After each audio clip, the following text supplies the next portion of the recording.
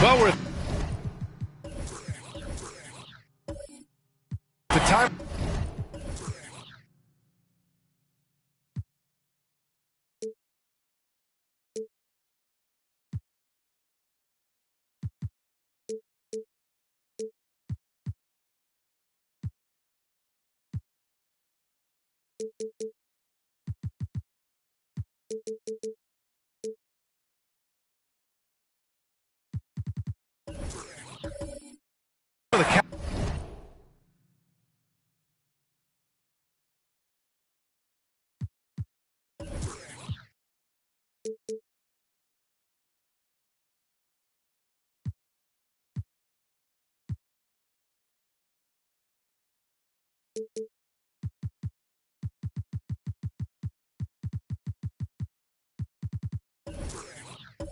Calendar when some teams go through a mid-season lull.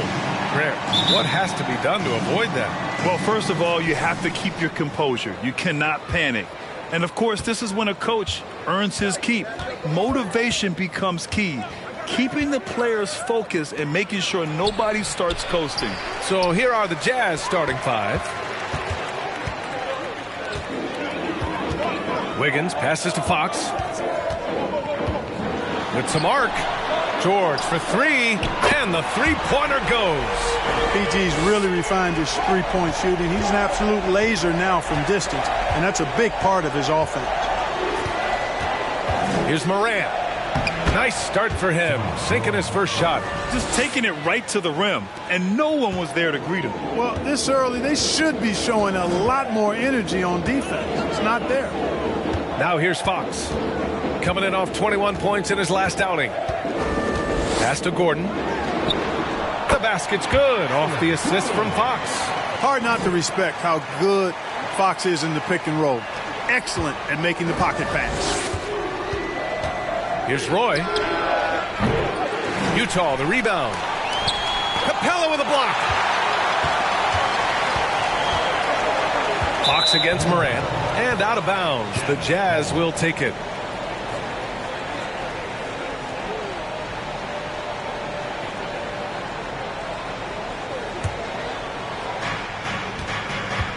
Boy, they need something to go to regain some confidence.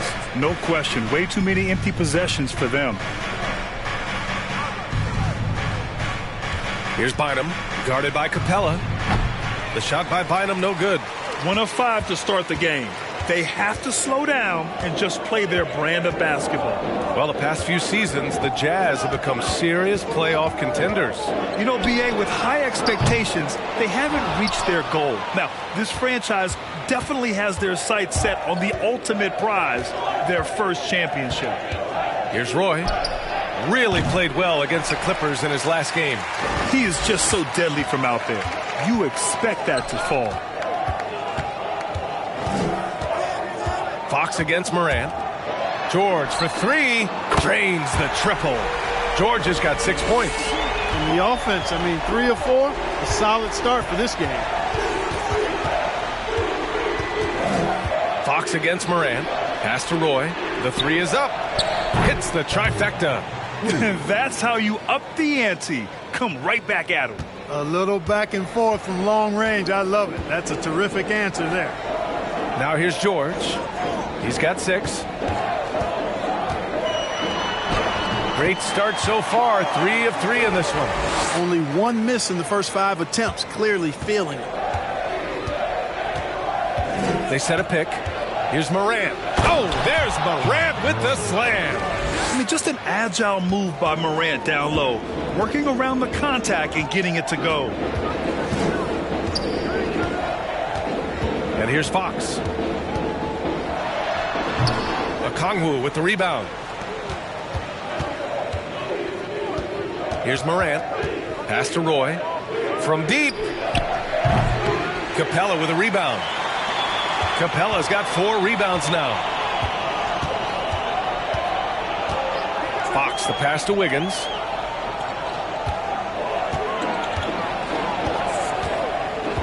Gordon with it. Releases. Tipped.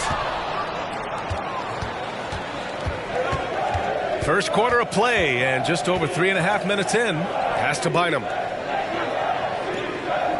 And here's Morant. Lets it go from deep. 3 shots, 3 baskets. Great efficiency so far.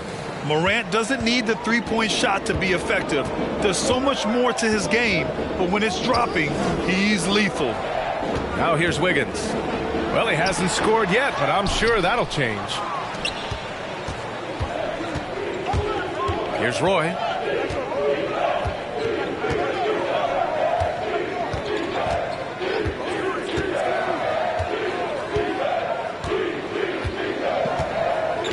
To the middle. Just 5 to shoot. Morant. Oh, he misses the go-ahead basket. Well, you will not see that from him very often, especially right at the rim. Fox outside. Gordon with a screen on Morant. Oh, there's the alley. Gordon can't hit. Looking for the spectacular and coming up empty. And, guys, always a tough catch on the lob. Placement and timing have to be close to perfect. Their ball movement on this run has been tremendous. It's led to a lot of good, clean, open looks. Now a timeout called by Houston. It was a lockdown effort defensively, contesting shots and really protecting the painted area. Boy, I tell you what, I think you got to really appreciate the grit, getting dirty, staying engaged. That's really what defense is all about.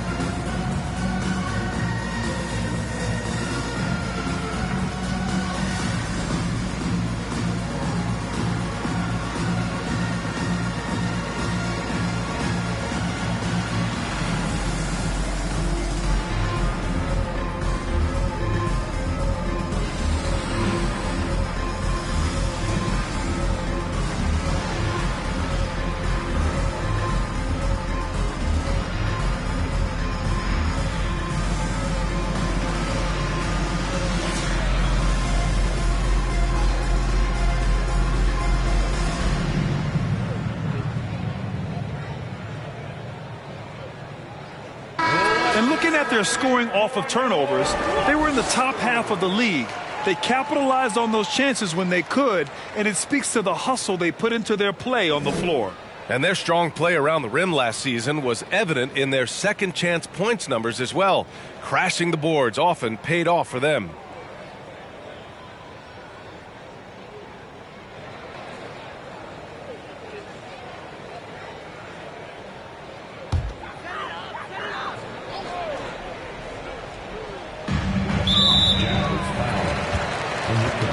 The Jazz making a switch here. Harrell's checked in. First team foul. On the floor for the Jazz, Montrezl Harrell. Pass to Jennings. Here's Matherin.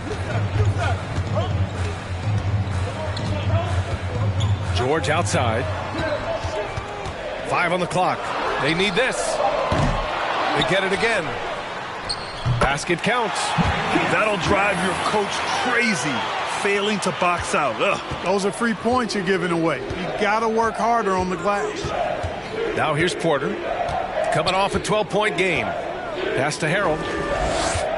Over Chris. No good off the back of the rim. For Houston, they've gotten 5 of 11 shots to go.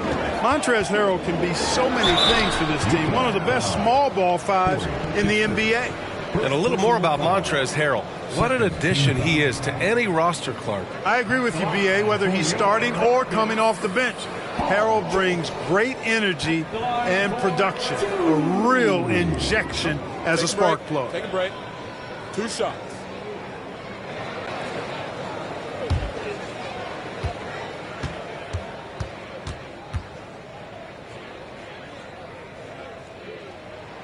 First one falls. Well, Clark, last year's Rockets team, very young, but man, they love to run. They sure do, B.A. Second in the league in pace, aggressive offensively. Houston led the league in free throw attempts.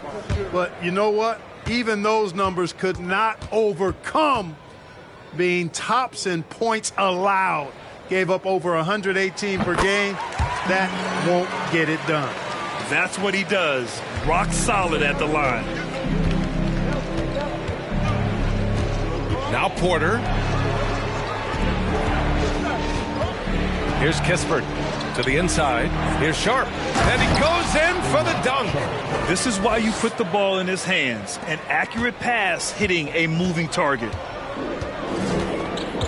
minutes remaining in the first. A minute 58 left to play in the first. And the basket is good. He got it to go, and he took the bump. So a free throw coming up. An opportunity at a three-point play. That's their first personal foul. Third team foul. At the line for Find the your lanes. Rockets. Find the lanes. Paul 1 shot. George. 1 shot.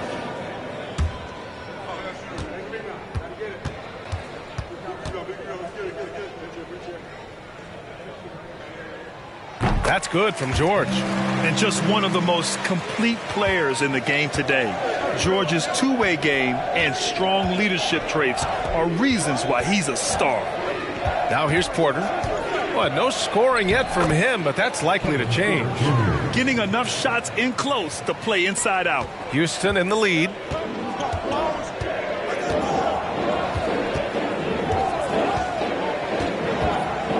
He's guarded by Porter. Baseline jumper. Rebounded by the Jazz. They're getting their first look of the season at the Rockets in this one. Last year, as expected, they had very little trouble against these guys. Yeah, you know, these are two teams clearly on opposite ends of the continuum in this conference. I mean, this is a team they rightly feel they can beat every time they take the court with them. Now here's George. He's got 13.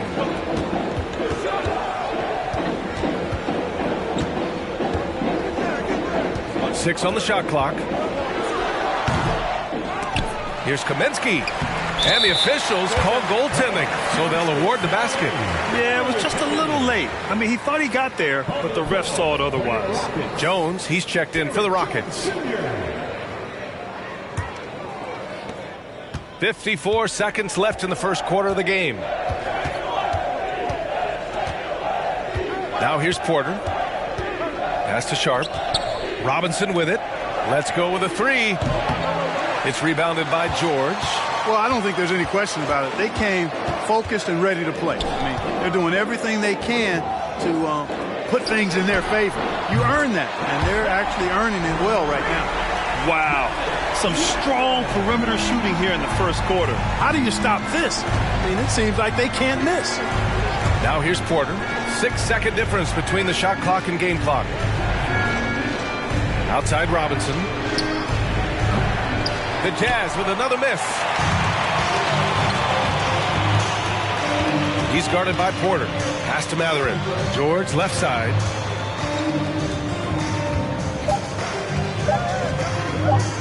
From deep three-point range.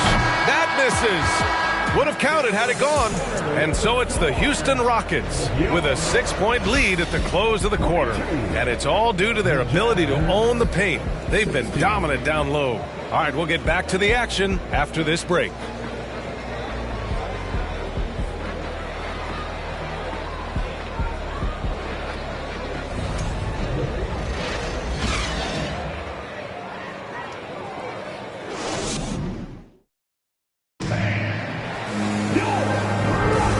Thanks again for tuning in. If you're just joining us, we've played through one quarter of action so far.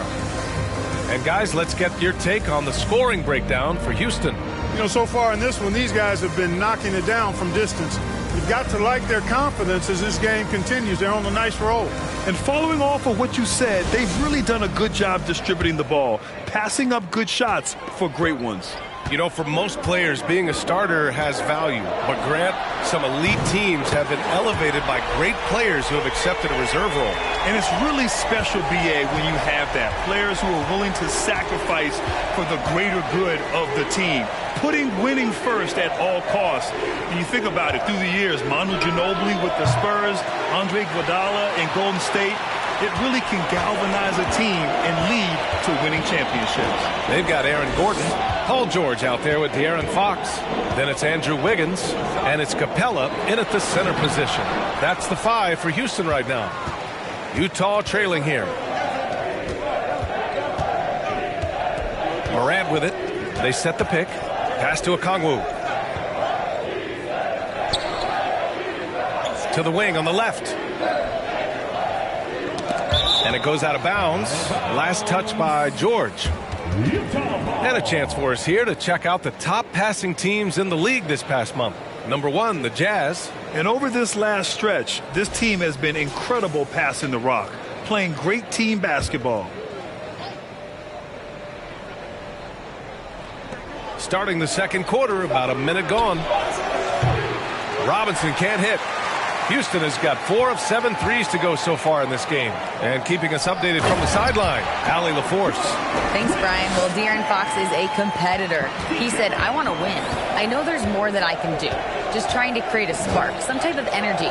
You can talk about what you did in high school and college, but you have to take it to a totally different level if you want to be one of those guys in the league. Brian? Allie, thank you. Yeah, that's another miss for him. They're behind in this game largely because he shot so poorly. Deflected. And they'll keep possession. Hacked. And still knocks it down. Great composure there. They just look so overwhelmed inside. You know, that's why they continue to get attacked. Yeah, I think they've got to ramp up the aggressiveness. If they don't, things are just going to get worse from here. Butler's checked in for Robinson. Rockets put Capella at the line, shooting 1.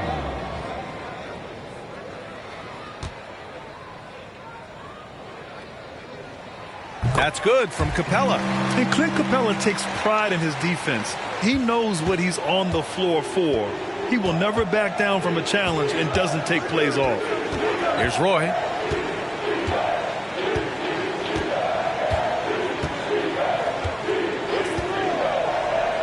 And he lobs it up top. The pass, the catch, the slam. What a clean play. Man, absolutely jaw-dropping. Tell you what, you wouldn't know they're the team trailing when they're able to pull off plays like that. Fox, the pass to George.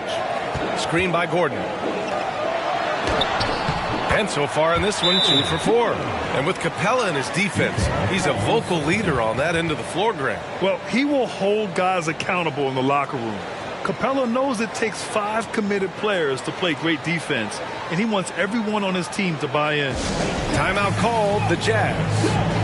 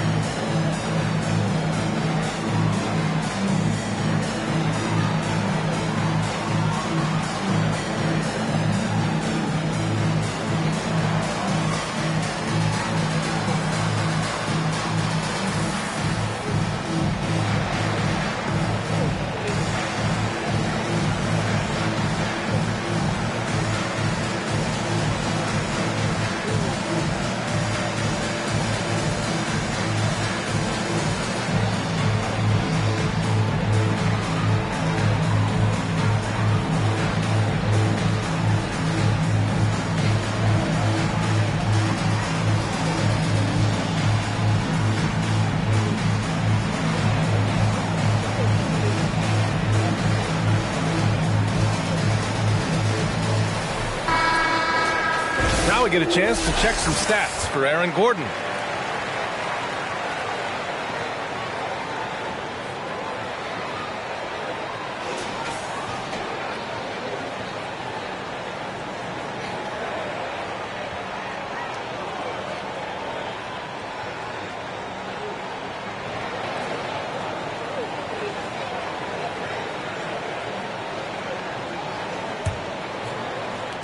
The Jazz have gotten only 1 of 4 shots to go in. Here's Roy. George defending. Here's Morant. Inside. Pass to Roy. Shoots over George. And too long on the shot. You have to credit their effort. I mean, they've done an amazing job on the glass. And it's been a well-rounded performance. I mean, strong rebounding has certainly been at the center of it, but it's been good on a number of levels. And he's coming off a huge performance, and his confidence couldn't be any higher. And his coach knows that, too. Showing no signs of slowing or cooling down. They're going to ride him as far as he can take him. Boy, you've got to appreciate the passing there. Results in a great look. And it's Houston's ball. They're on a 12-4 run. Throws it up high. Stolen away. Nice job to interrupt the alley-oop attempt. Pass to Morant. Lets the 3 fly. Good. And Butler gets the assist. Butler's got 3 assists now in this one. Plays with so much confidence. When Morant gets in the zone, he stays aggressive. Now here's Fox. Looking for his first basket still in this one. Looks like we're starting to see a pattern here. Not afraid to get in the paint and get wet. Well, I agree with you. 4 of their last 5 baskets have been exactly of that variety. And guys, what I like about the Rockets, they have stockpiled talent. I know they're young, but they focused on getting as many pieces as they can. And it's Ja Morant with the foul. That's his first foul. Time called here. The Rockets decide to talk it over. The Rockets call timeout.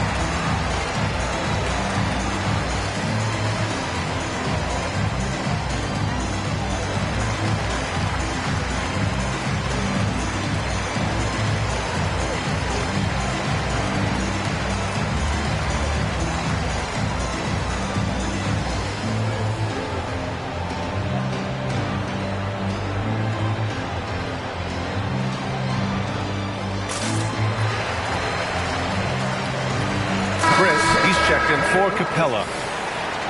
And it's worth looking at the league's top scorers for the past month. These guys have been on a tear. Paul George on top. And this last month has been truly special for him. He's scoring at will and in a rhythm on offense.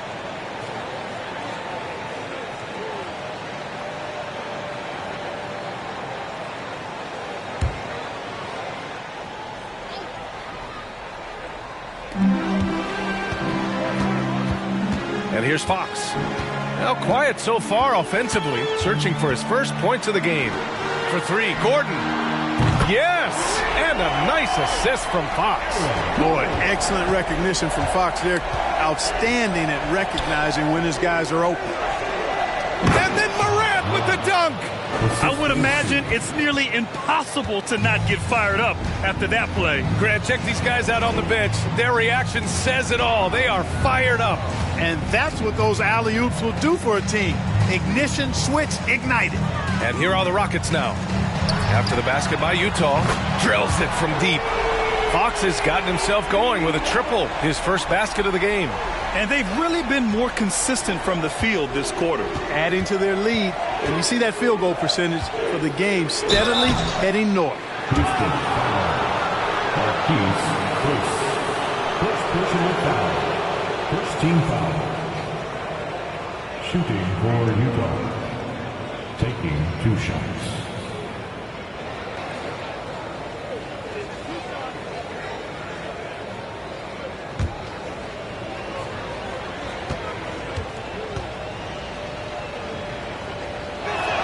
That free throw misses. Well, Grant, the NBA has led the way when it comes to diversity and representation in the high-level jobs.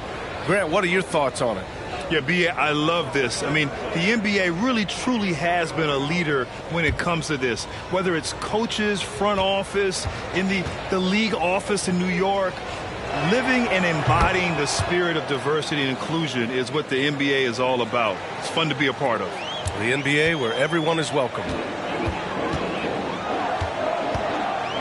Here's Matherin. Over to the wing. And the ball out of play. The Jazz will have it. 4th and second chance points. And they ended up in the top 10 in shooting percentage. A nice place to be. They did a nice job of running their offense. And as you said, a great year for them on the glass. They battled down low. Now here's Porter. He's covered closely. Pass to Kispert from deep. Cash. Assisting on the play was Porter. Fantastic job moving the ball there by Porter Jr., understanding exactly what was available when his teammates were open. Chris the screen.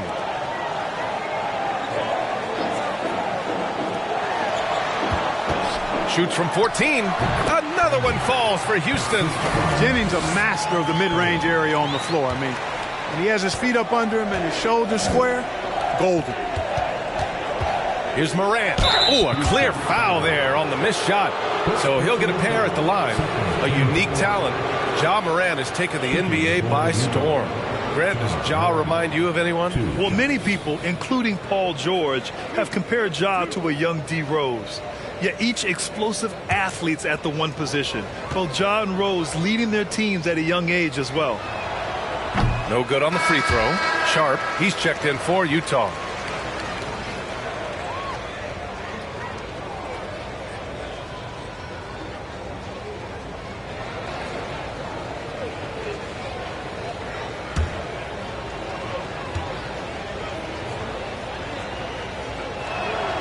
And the second free throw is good. And give them credit for making a more concerted effort to get to the line this quarter. Yeah, I like everything you said there, because when all else fails, if you can get to the stripe, that's really a good way to change the momentum in the game, because you get points and you also slow down the opponent because the game isn't going up and down as much. Now here's Morant. 15 points in the game. 2 minutes remaining. Beyond the arc. 2 minutes. Utah, the rebound. Okongwu. Oh, and there's the whistle on the shot. So 2 free throws for him coming up. The officials were right on top of that one. Clearly a foul. I mean, didn't give him any choice but to blow the whistle. I mean, you got to play without fouling. For 2.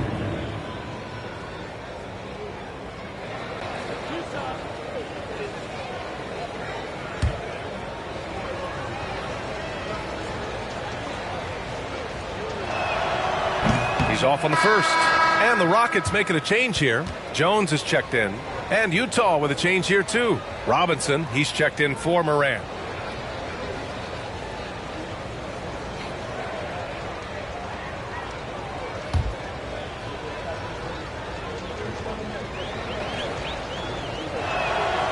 Good on the second one. We've got 1:55 left in the first half. Here's Matherin. Robinson defending. Jones with a screen on Porter. Pass to Jones.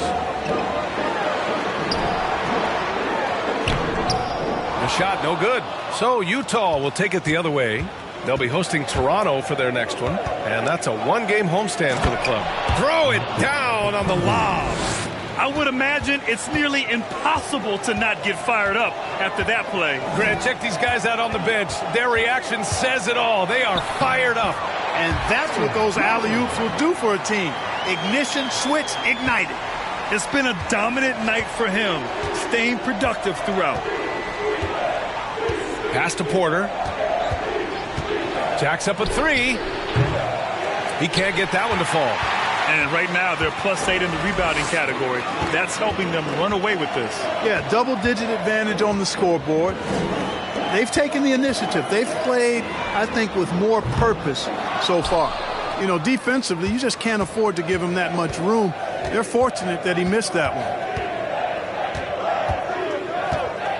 Here's a Okongwu. Robinson on the wing. Just 5 on the clock. Pass to Porter.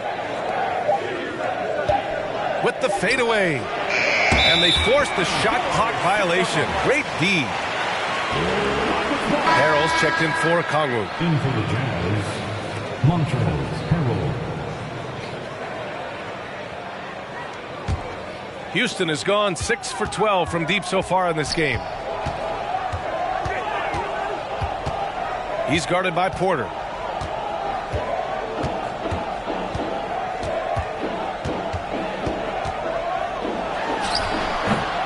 And that one hits the back iron. With 1 on the clock. That shot is off. Paul George, he's feeling it tonight. He's been the driving force for the Rockets, providing the scoring punch right now, putting up a cool 22. Well, now a minute to check in with Allie LaForce. She's courtside. Hey, Allie. Guys, thanks. Andrew, this team has set the tone at the defensive end. What's working for you? We just got after it. You know, it's the main thing. You know, we just try to make them uncomfortable, test everything, and, you know, we were converting on the other side. It's all about the effort. Back to you. Appreciate it, Allie. And we'll be coming right back after this break, ready for the third quarter.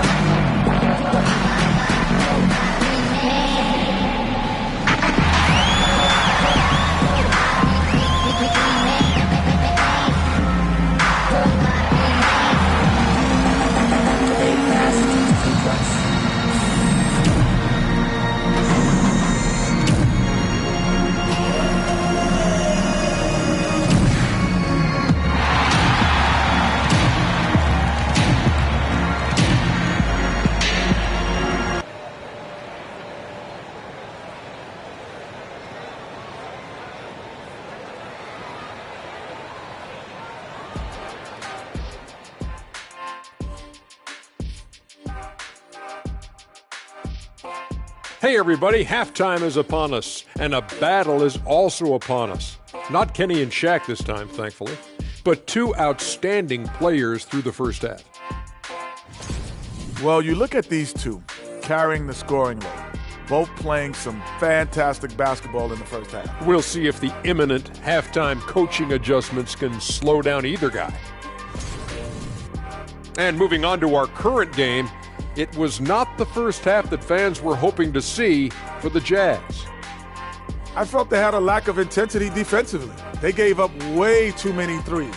I mean, somebody needs to pull out the fire hose because this fire is out of control, and it certainly wasn't because of their defense.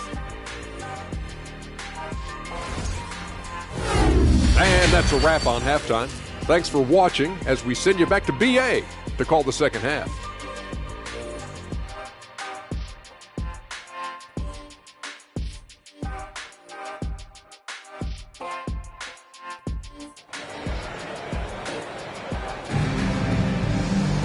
And there wasn't too much drama in the first half, but maybe things will tighten up here in the second.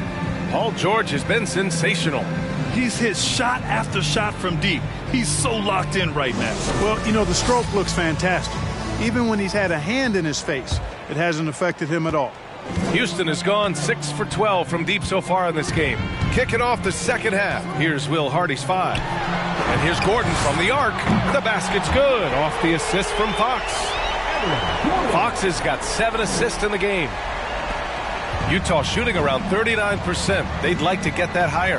And guess what, guys? I mean, one of the ways De'Aaron Fox improved his skills growing up was playing 2K, learning the NBA game on 2K. I love it. Now here's Gordon. Takes the 3. And the Rockets hit again from deep. As the deep shots continue to fall, you can sense the frustration growing among these defenders. Yeah, and they either have been unwilling or unable to take that shot away. And De'Aaron, playing 2K growing up, his dad encouraged him to observe. Take note. Good advice. I mean, De'Aaron learned a lot about things like ball screens, pick and roll from playing video games, stuff like that. I mean, Fox used 2K as a way to study the game of basketball. And there it is for him. George has got 24.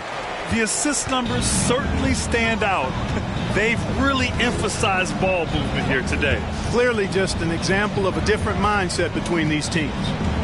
Now here's Morant. He's got 15. And here's Butler outside. Capella with a rebound. Capella's got 10 rebounds here tonight. So active. Pass to George. Fires top of the key. The rebound by the Jazz. Only their first miss in 4 attempts. It's been a great start to the half. Boy, can't get it to go. Boy, an awful beginning to this half, guys, missing their first 4 attempts. And he's going for the oop here.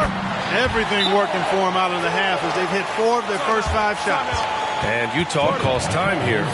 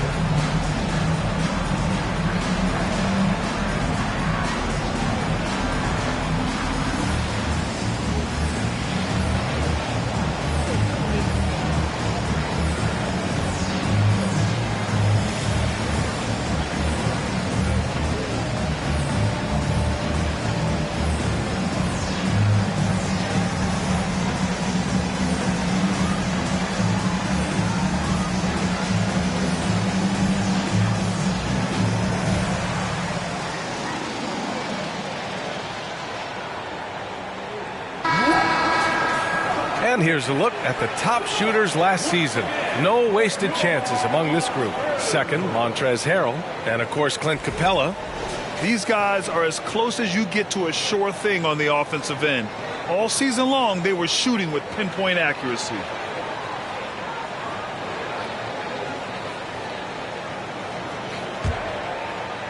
And now around 2 minutes gone by in this half. Now Morant, 15 points in the game. Outside Butler, a shot to stop the run. The Jazz again can't hit. And their physical dominance has been on display. A 10-rebound advantage is a good indicator of how this game has gone. Wiggins passes to Gordon, right wing. Here's Capella. Kicks it to George. Goes back up. And he hits the jump shot.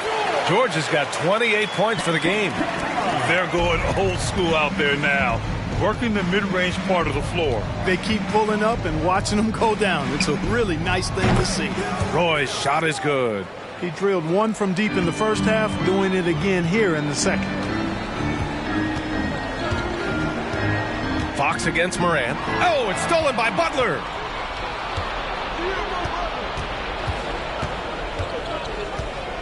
Pass to Morant.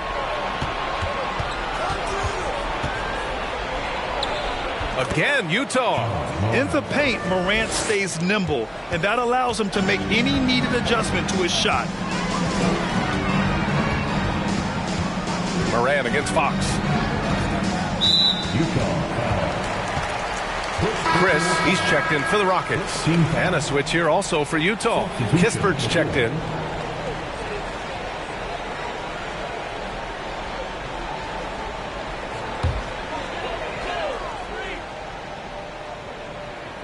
Just under 3.5 minutes played here in the third quarter. And George gets it to go on the assist by Capella. George has got 30 points. Utah's gone just 1 of 6 from long distance here in the third. The shots just aren't falling. Down low. Here's Roy. And there's the slam dunk to finish it off. We've watched Morant get so good at this. Instinctively spots the opening and feeds a really good shooter. Fox, the pass to Capella. And he's going for the lob. Here's Roy. Give him 8 points now. Hammers the lob through. Oh, great teamwork right there. Hey, you got to love the finish. Bringing it down with some attitude. I'll tell you what, I think the pass was even better. I mean, that was room service delivery at its finest. Now here's George. 30 points in the game. Good on the shot. George has got 10 points in just the second half. Boy, what a quarter for him. I mean, he's found his rhythm, and he's really riding that wave right now. Pass to Roy. To the paint. Outside for Moran. Picked up by Okongwu. And Andrew Wiggins gets the whistle that time. That's his first foul. So both teams changing it up here. Substitution on the court.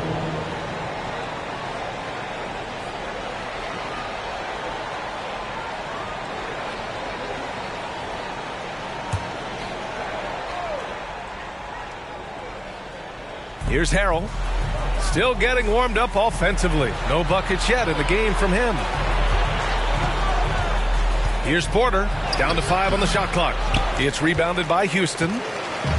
Earlier in the game, they held a 25-point lead. And they're up considerably because of their efforts on the glass. Yeah, rebounding has been a big key in this one. They've asserted their will and have taken control on the glass. Here's Porter. After the Rockets picked up a basket a moment ago. Pass to Roy from outside the arc. Utah, the rebound. For 3, Robinson. The shot won't fall. Houston has gone 2 for 2 from deep here in the third. Here's Matherin. Down low. Chris. Goes up and lays it in. Nice and easy. Chris has gotten his second bucket. And I'll tell you, Matherin's passing game has a solid foundation. Now, hopefully, it continues to grow here. And here's Porter outside. Jones grabs the board. Fantastic ball movement for them tonight. The things are definitely working offensively. A balanced attack is just so much harder to defend. Now here's Fox. He has 6. Pass to George.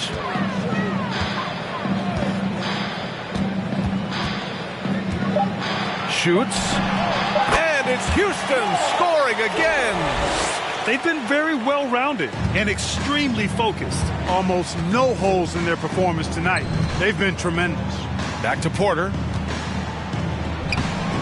Oh, no good. The dry spell continues. When you look at Kevin Porter Jr., Clark, he provides versatility out of the backcourt. Bringing value as both a scorer and playmaker. BA, KPJ is not your traditional 1 or 2. I think he's more of a combo guard skill set, and his athleticism makes him an X factor. He's very comfortable with or without the ball. Paul George really feeling it right now. Another bucket to his credit. And Utah calls time here.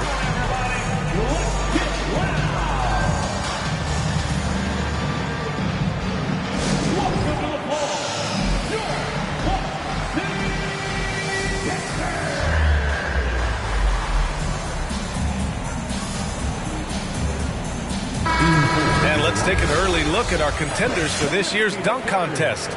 No matter who ends up competing, you know it's going to be a show. And the best part, BA, every year we see something different, something new.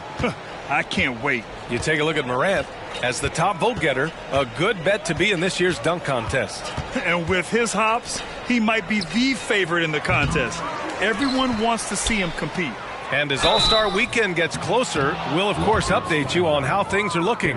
But this year already promises plenty of standout performances. Yeah, this is going to be a dunk contest you don't want to miss. Take a break. Take a break. Taking 2 shots.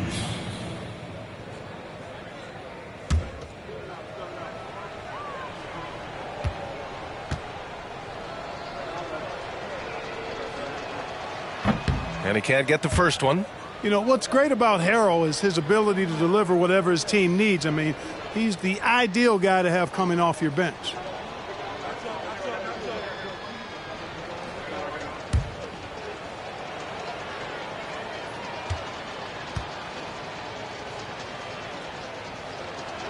That one's no good. Houston has gone 2 for 2 from deep here in the third. Takes a step back. George for 3. The shot, no good. And Utah will come the other way. Right side, Porter. Here's Robinson. Another miss. They desperately need a bucket. This is definitely a day he'd like to forget. He just hasn't had the energy or the intensity to get it done out there. He's still scoreless. Out to the right wing. Here's Matherin. Puts up a 3. Sharp grabs the miss. He didn't make them pay for that weak defense, but they just can't rely on him to miss those kind of shots. Inside. Oh, George with a steal. And there's the lob. George's all-around game is very impressive. And his passing has really grown. He's able to whip passes over to open teammates right on time and on target now. Fires the 3. He's off on that one. Yeah, they just can't seem to end the drought no matter where they shoot it from. And, you know, they've got to be careful because this is when the team concept breaks down and guys start playing hero ball. And so it's the Houston Rockets cruising into the next quarter with a 30-point advantage. The hustle they've shown on defense has been tremendous. Time for a quick break, then back to the action. And a moment now as we take a look at our State Farm assist of the game. Talk about painting a magnificent picture with that dime. Just a great decision and a perfect delivery.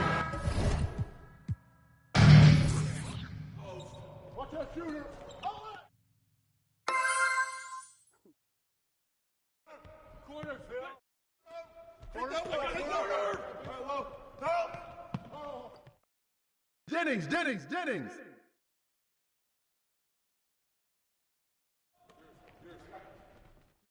Oh,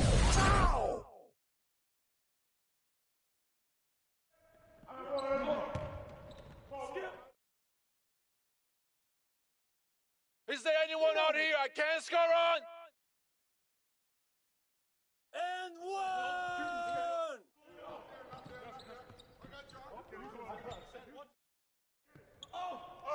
And one! You don't want that's this? Nice.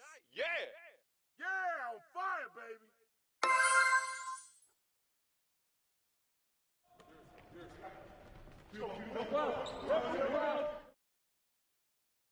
Let's go.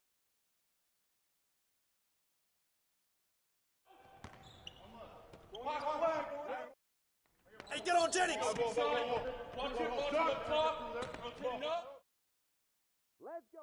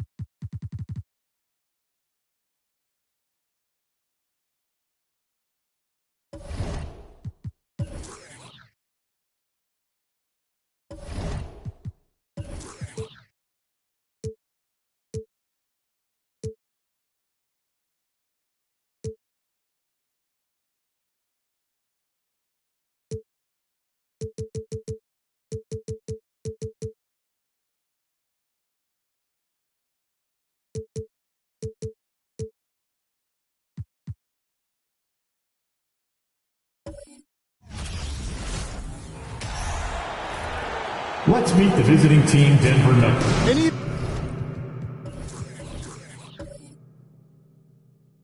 In here.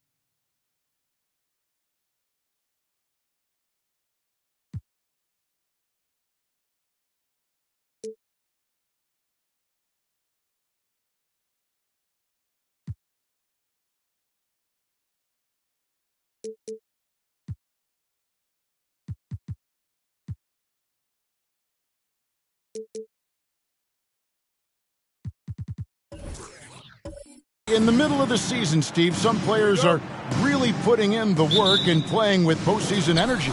Well, that's a mark of greatness in my book, Kevin. Guys who value every game and don't want any unnecessary losses on their record. Now let's take a look at the Nuggets opening lineup. We've got DeAndre Hunter. Rose is out there with Bridges. And it's Rudy Gobert. And it's Reed in at the four-man position. Now here's Davis. Goes back up. And he lays it up and in. Yeah, hard trying to keep Williams off the boards. He makes it a mission to keep possessions alive. And let's head over to the sideline and catch up with David Aldridge. Well, Kevin, I did speak with head coach Eric Spoelstra. He's tried to remain upbeat about their performance this season, even though they have not played at the level of the elite teams in the league. He said the effort's been there, we just haven't gotten the results we've been hoping for. They continue to try to find answers, Kevin. Back to you. Thank you, David. Now here's Lynn. Outside Levine. For the three. No good on the shot. And it's Denver the other way. A tough loss coming against New York in their last game played.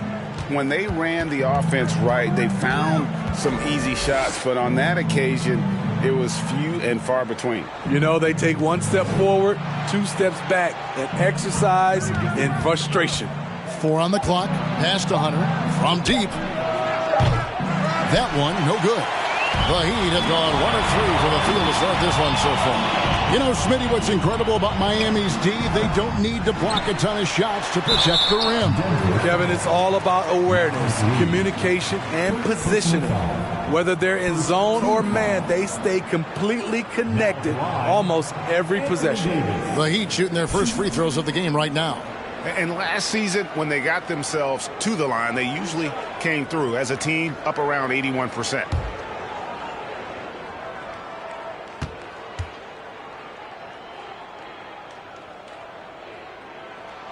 That free throw, no good. And with the struggles AD has had to stay healthy, and you wonder, though, if the team's going to focus on having him be at his best for that postseason run and try to manage the wear and tear. And the second free throw, good. And when Davis is on the floor, Greg, he is a force. But how do you keep him healthy into the playoffs? That is the question. I mean, sustaining his output over a full season isn't easy, but Davis has had a bit of bad luck with the injury, so you have to mitigate ways to keep him available. Just setting the tone with an aggressive move to the rack, and where's the help defensively? No excuse. You have to be aware. He should be on your radar all the time. Now here's Lynn. Three-pointer. Kept alive. Here's Williams. Williams just couldn't take the lid off. They had their chances, but came up empty. Right side, Rose. There's the lob to Bridges.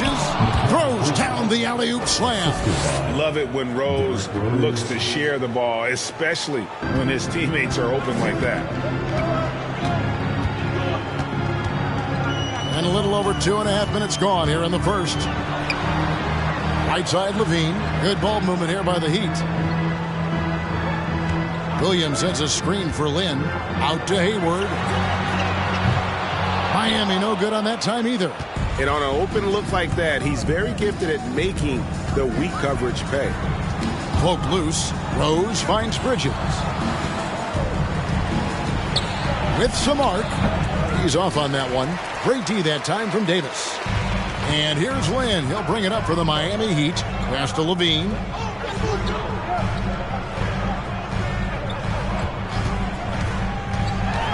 To the inside. The shot by Williams, no good. And all quarter long, it's been the same story. Inconsistent with his offense. Bridges outside. The pass to Gobert. Outside Rose. Lets it go with a three. And it's Miami with the rebound. This, the first chance to take a look at the Nuggets this season. And as good as a team as they were a year ago, they hated seeing these guys in their meetings. Just couldn't get it done against them. And he's been way off the mark this quarter. It's been ugly. Gobert with a screen on Lynn. Here's Rose. And it's Miami with the rebound. Williams has got his 6th rebound on the night. And here is Lynn. Still getting warmed up offensively. No scoring yet from him. To end the drought, Gobert with the block. This is why shooters always have an eye out for Rudy. And if you don't, this could be the result. Bridges passes to Rose. Gobert with a screen on Lynn. Rose looking around. Passes it to Reed. And he makes that one. The speed of Derrick Rose off pick and rolls is an issue for the defense. Nice job by him coming off and finding his guy. And Miami calls their first time out of the game. They come in fresh off a win against the Warriors. And the difference in that one, the efficiency from range. They really focused on getting good looks. And if it wasn't there, each guy was willing to make the extra pass. Trust in his teammates. Let's hear it once again for your Heat Dancers. Get loud!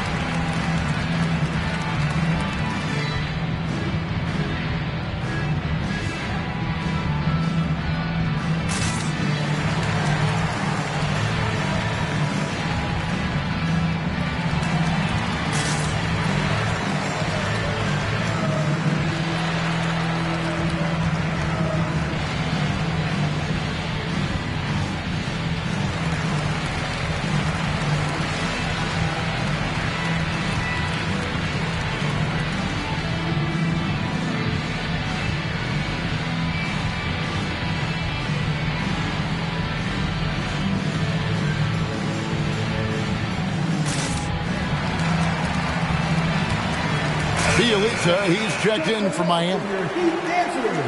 Let's see some of the numbers here for Zach LaVine.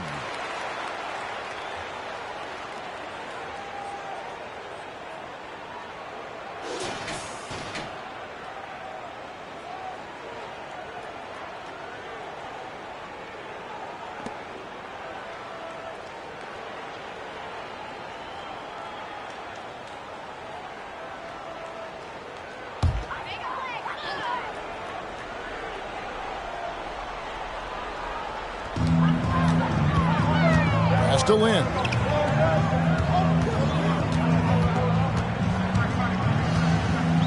Davis with a screen on Curry. Here's Lynn, and it's blocked. And right from the start, Kevin, they've been pounding the glass. Most of those 50-50 balls also going their way.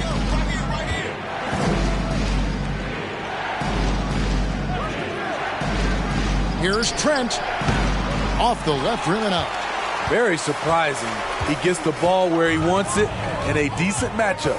I think it's pretty clear, Greg, what the goal is for this Denver organization long term. It's simple, Kevin. Make it to the finals.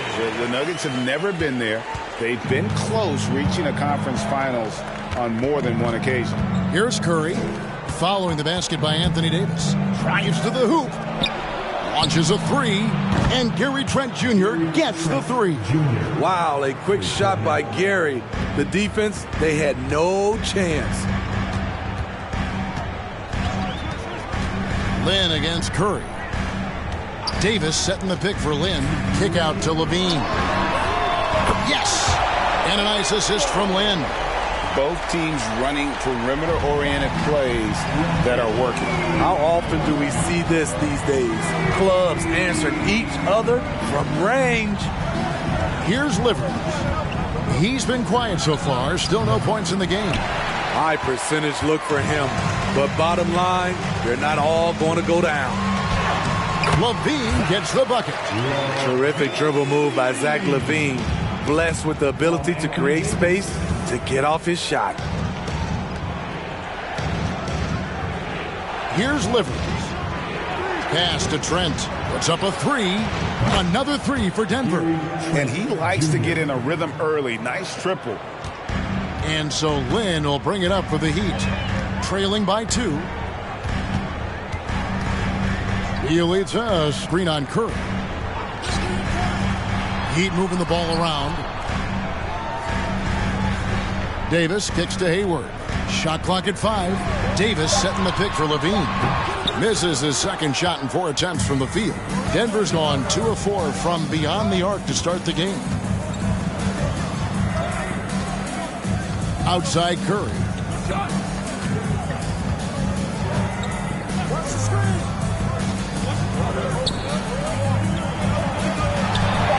Lays it up and banks it in. Now it's a 4-point Nugget lead. Allowing any room to operate, you know he's going to be aggressive. Shot and game clock separated by 5.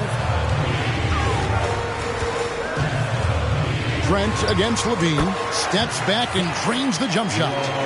Levine's got 7. In this period, they're feeding him, and he's feeling it. Curry deciding where to go with it. Now the pass to Trent. Shoots the 3. Wow! Huge buzzer beater. I did not think he was going to get that off in time. One eye on the rim, one eye on the shot clock, ending the quarter the right way. Gary Trent Jr. He's feeling it tonight. He has been the driving force for Denver. We witnessed him delivering a series of 3-pointers as he notched 3 total in the quarter. We'll return shortly.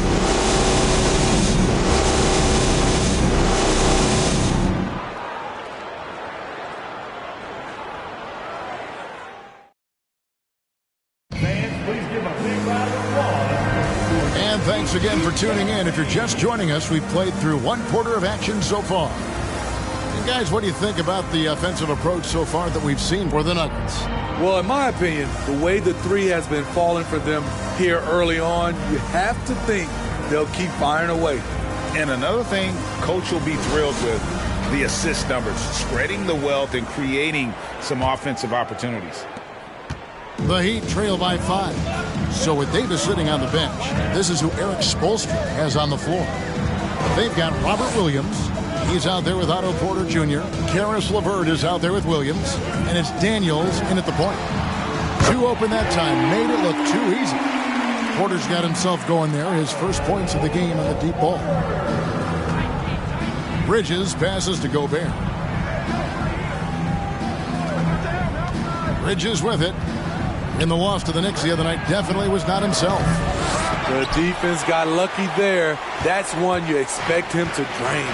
With a short break in the action, gives us a chance now to send it over to David Aldridge. Thanks very much. Karis LeVert has become one of the game's best slashers.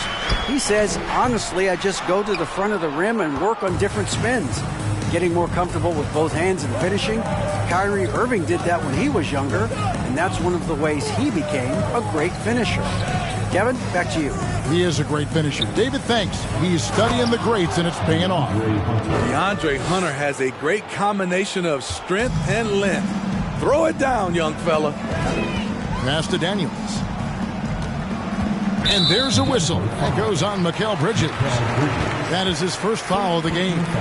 And this league has plenty of guys who can take over a game at any time. But, Steve, how fun is it to have a team with multiple threats and on any given night? Well, it's really, Kevin, unfair because you have 2 guys that can get it going. And for the defense and the other team, that is hard to contend with. Williams, 2 free throws coming up, and they call the shooting foul. You know, he just plays with such tenacity on both ends. Williams is a rising talent who wants to prove he belongs. This is his first free throw of the game. And really, the line a season ago was just a battle for him, just about a 72% free throw shooter.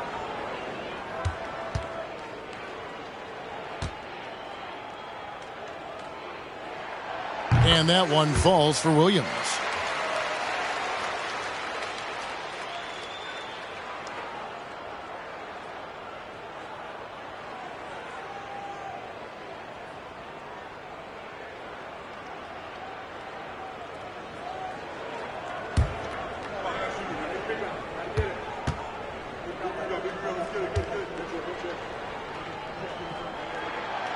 So he picks up just 1 from the line that time. And, of course, one of the league's longest tenured coaches, GA, is Eric Spoelstra. And he's having a Hall of Fame level career. And you look at the ground he broke when he was first hired. Not only young, Spo was the first Asian-American head coach in any of the 4 major North American sports league and worked his way up from video coordinator. There's Rose with the 3. The Nuggets with the new 14. Hunter no good. The Heat trail by 3. Porter dishes to Daniels.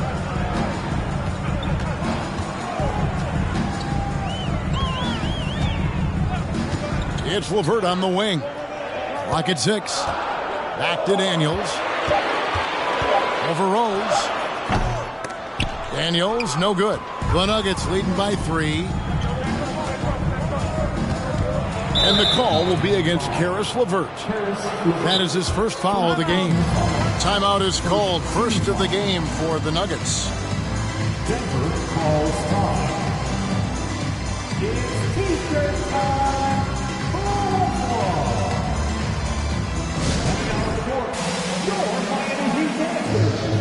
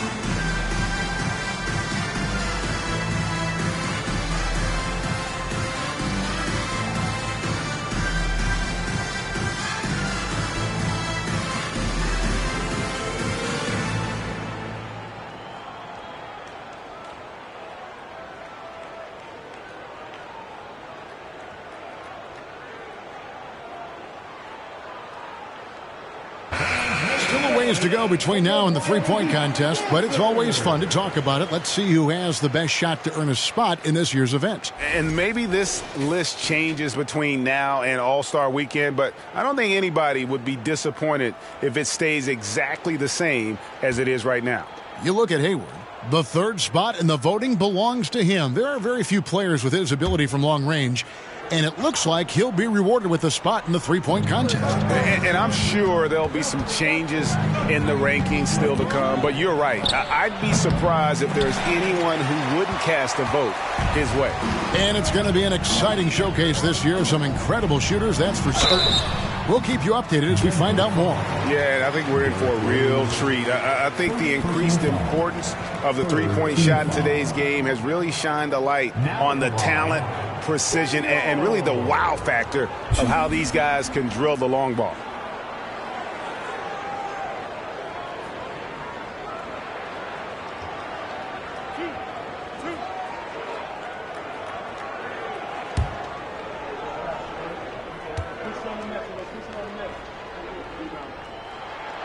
That free throw good from Daniels.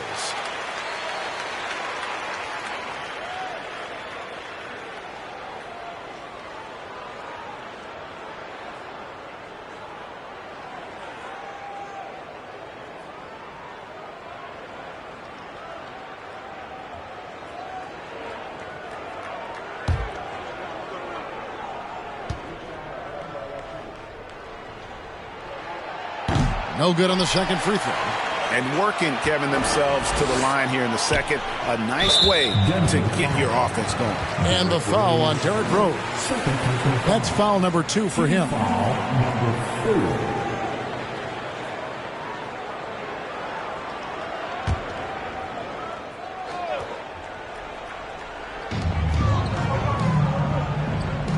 Now Daniels.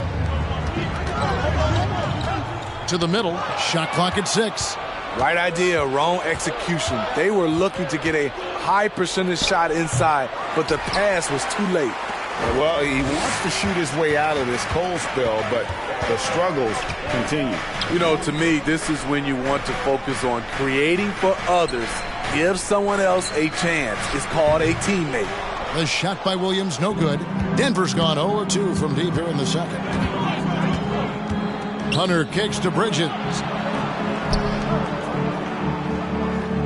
Hunter against Porter.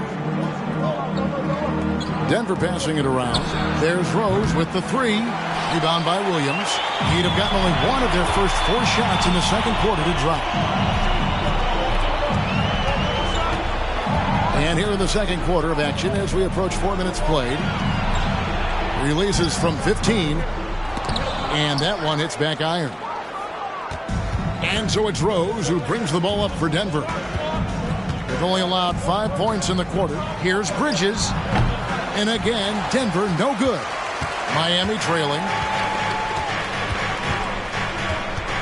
And Daniels up top. He's covered by Rose. Pass to Williams. Back to Daniels. Williams, a screen on Rose. Here's Daniels. That doesn't go on the chance to tie. Now here's Rose. He's coming off a 22-point game against the Knicks in New York. And again, Denver, no good. The Heat shooting just 26% out there. A terrible showing from an offense capable of much better. Pass to Williams.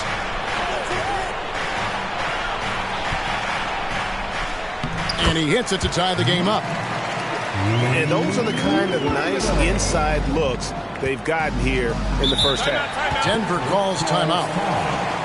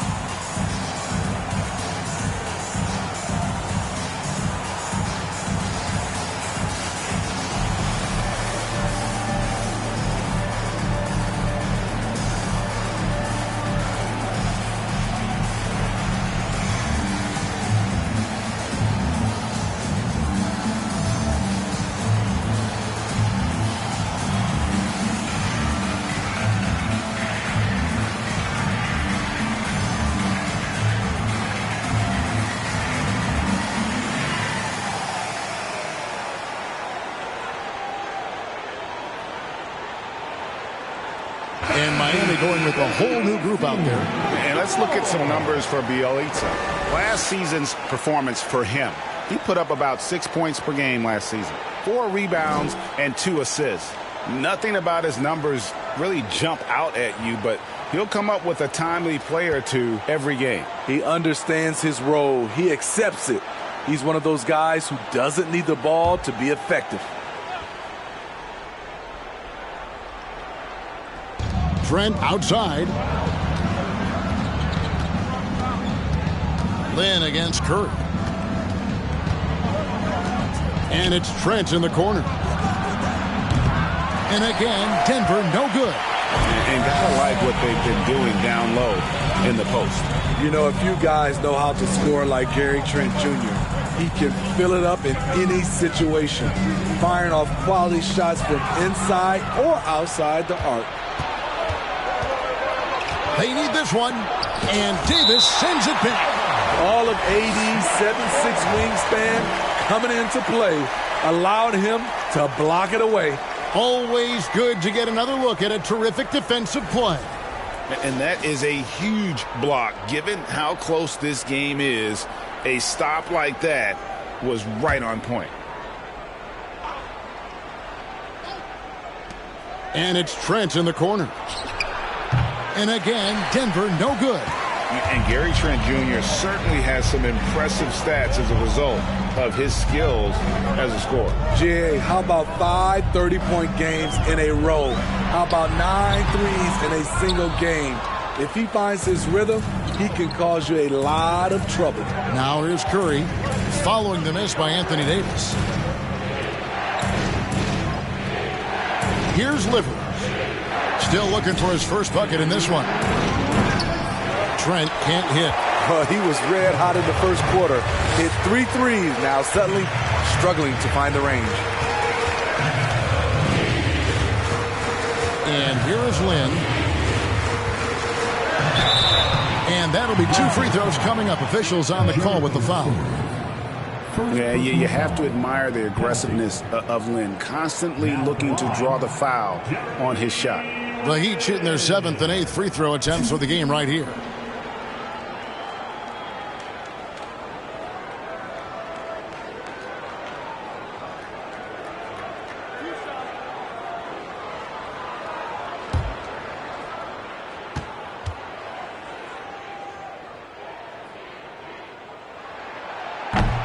He misses the free throw. And Lynn has really carved out a nice role for himself in our league. An effective two-way player who can score, rebound, pass, and defend.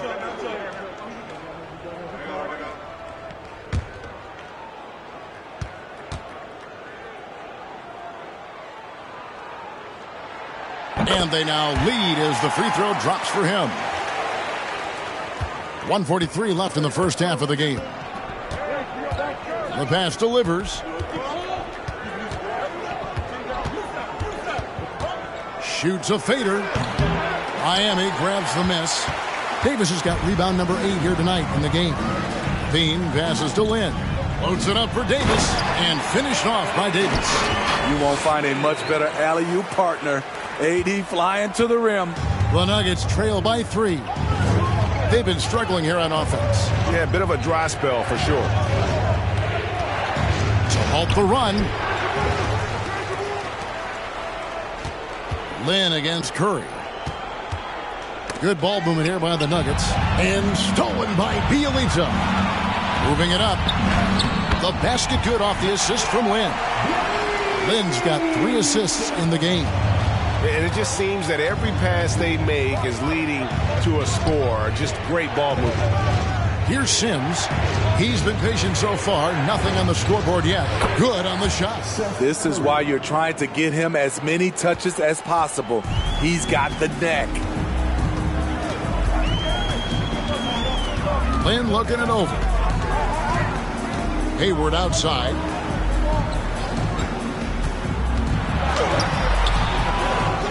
Second shot opportunity, and it's good on the way up. Hayward's got the lead up to 5 now for the Heat. And this has been a great job of just getting into the middle of that defense and really scoring effectively from the paint. Outside Curry. There's the pick.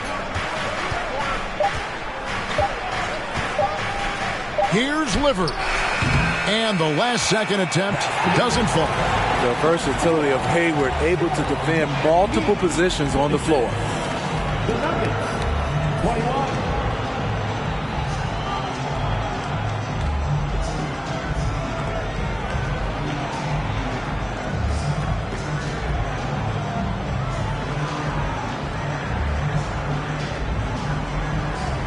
Thanks a lot, guys. With Mike Malone, as the second half approaches, Coach, what are you looking for? Execution, pace and purpose with everything that we do, and making sure that when we call a set, we know what we're trying to accomplish and get the ball to where our players can be effective. We'll see if they can fix that in the second half. Thanks, Coach. Back to you. Thanks for the great interview, David. And we'll be back for the third quarter of basketball following halftime.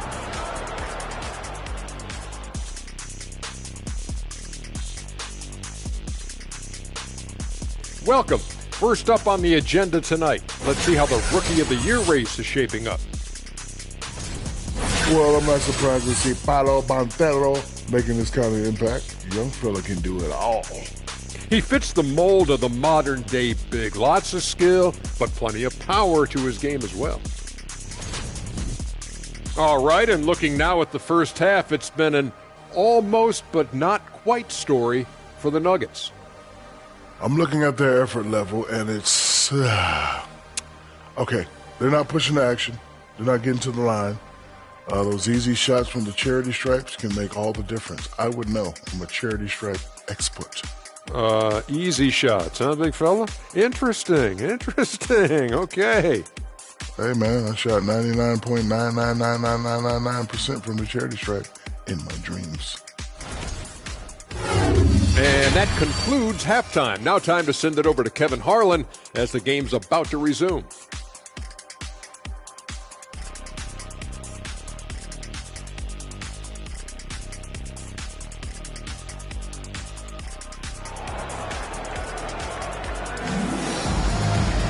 And if you're just joining us, we've played through the first half in a game that's been fairly even so far.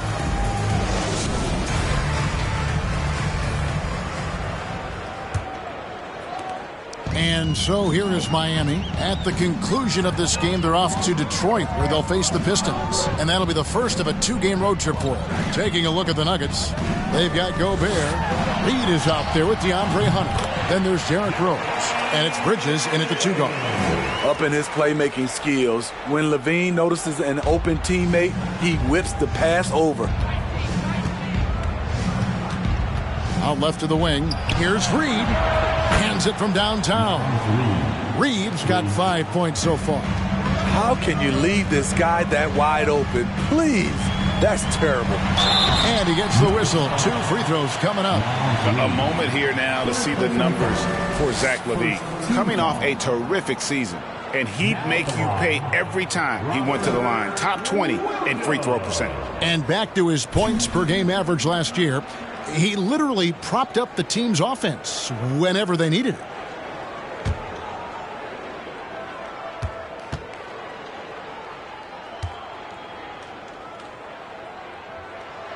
And that one misses.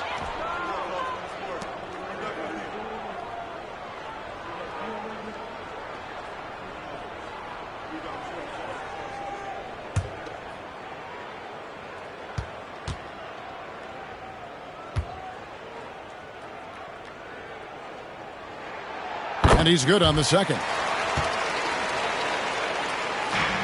And so it's Rose who brings the ball up for Denver.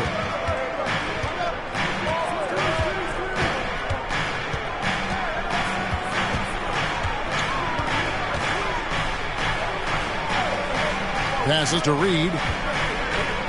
6 on the shot clock. Gobert with a screen for Rose. Doesn't go that time. And the Heat going the other way now. Lynn the pass to Levine. Wants to get it to Lynn and does. A good finish at the rack off the slick feed.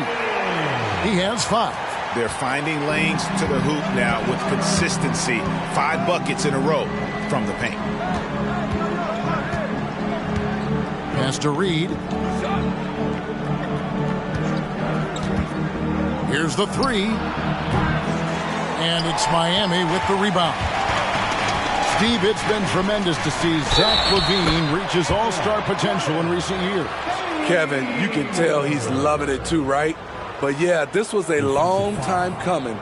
He's at the top of his game, earning his spot among the best players in this league, Kevin.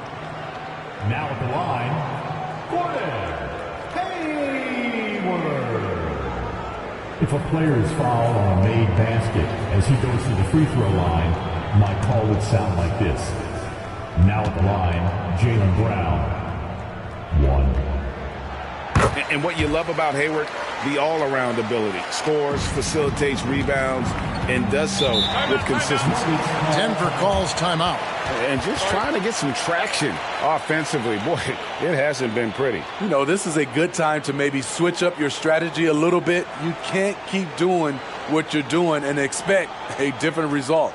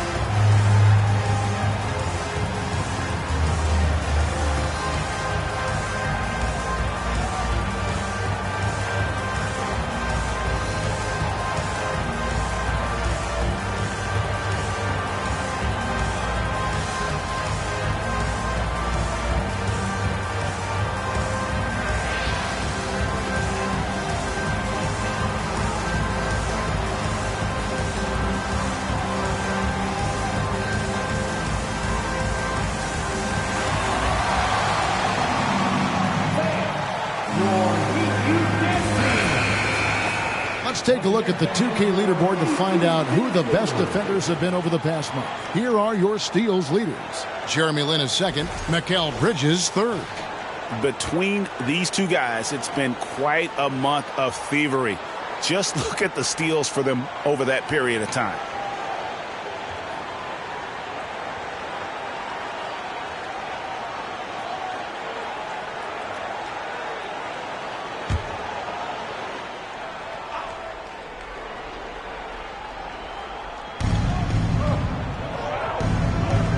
Rose with the ball.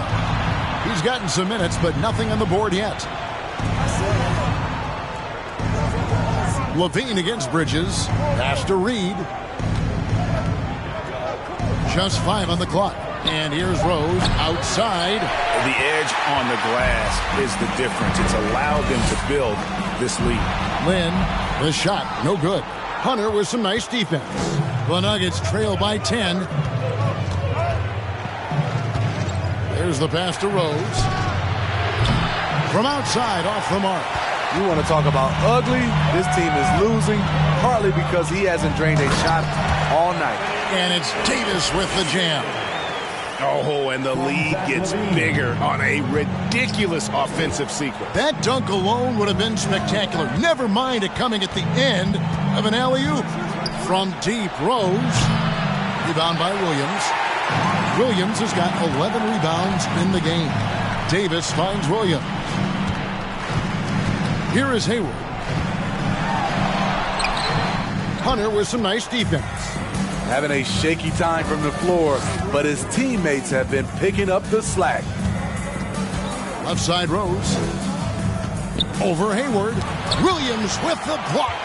Well, the reach of Williams is outstanding. He uses it to perfection to deny shooters. Passes it to Levine. And here is Lynn.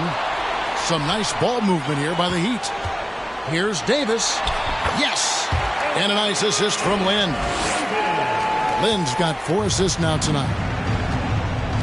Guys are looking for a spark here. Yeah, a cold stretch offensively for sure. Denver calls timeout.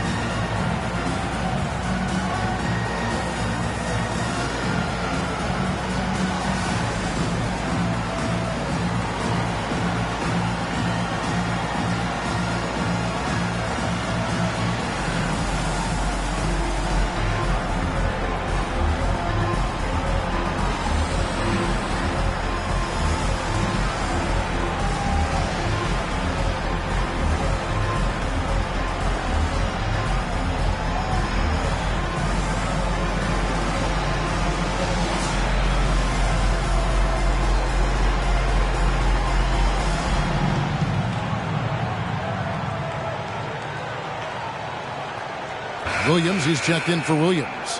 Well, a chance to check out Mikal Bridges here. Good season for him last year. Averaged about 14 points, 4 rebounds, and 2 assists. And to have a knockdown shooter like that coming off the bench, a great asset for any coach. For sure, things can get stagnant without that spark plug. He always seems to supply points for them in bunches.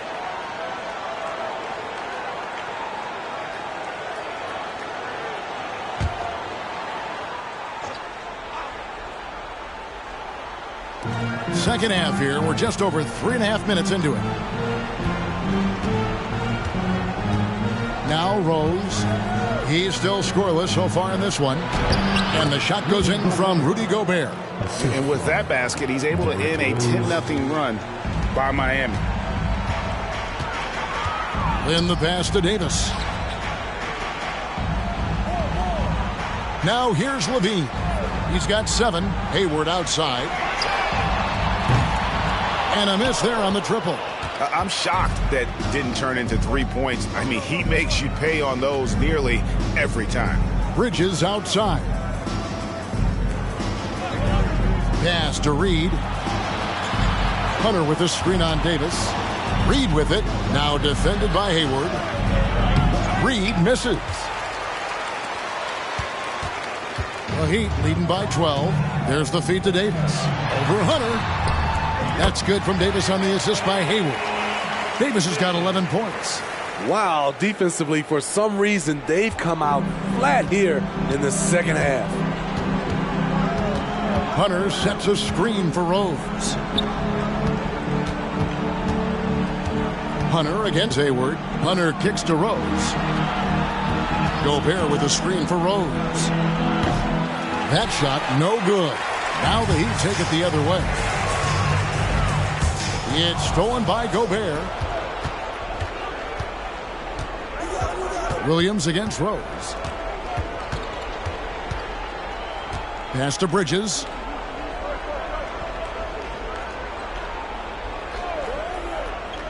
Six to shoot. Outside Rose. From downtown, the Nuggets with another miss. He just doesn't look like himself this quarter. Something's missing. And it also shows you how difficult this game is.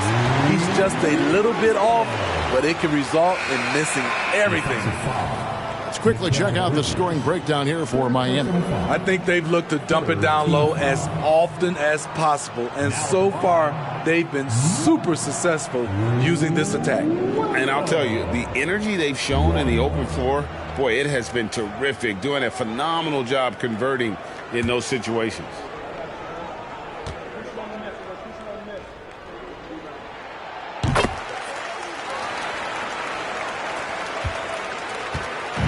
And so it's Trent with it. He brings it up for the Nuggets.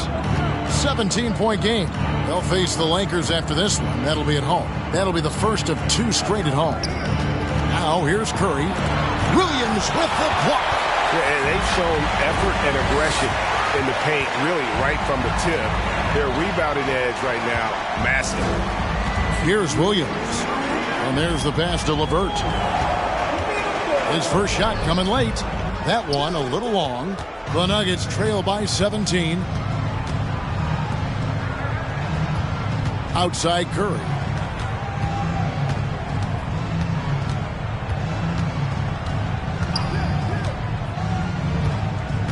Six on the shot clock. Played in with a nice touch off the glass. Great timing. That can be the difference between an assist and a turnover. The Heat leading by 15. Here's Williams. He has 5. Passes it to Bielitsa. Miami no good on that time either. Denver's gotten 1 of 6 3-pointers to drop since coming out of the locker room at halftime. Trent kicks to Curry.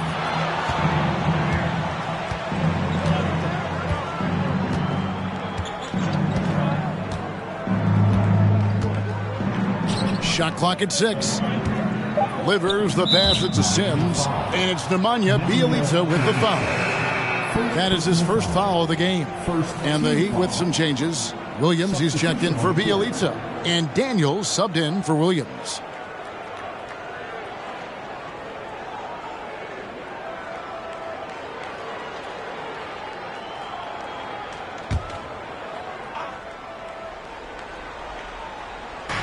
There's 53 seconds left in the third quarter.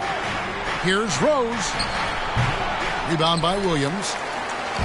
Williams has got 12 rebounds here tonight. Big time effort. It's almost as if there's a lid on the hoop for him right now. He still hasn't gotten one to fall in the court. Now here's Levine. He's got 7. Nailed from three-point land.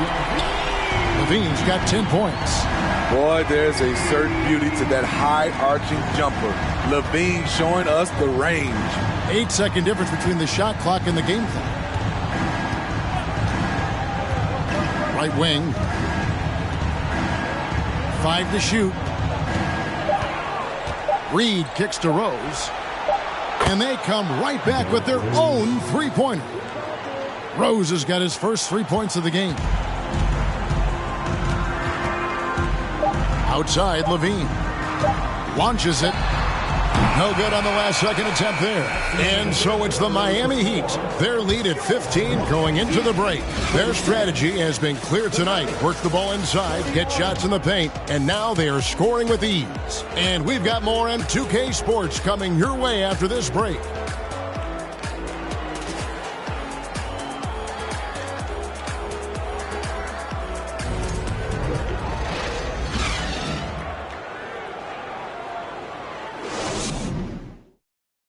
And now let's go back to a play from earlier as we show you our State Farm assist of the game.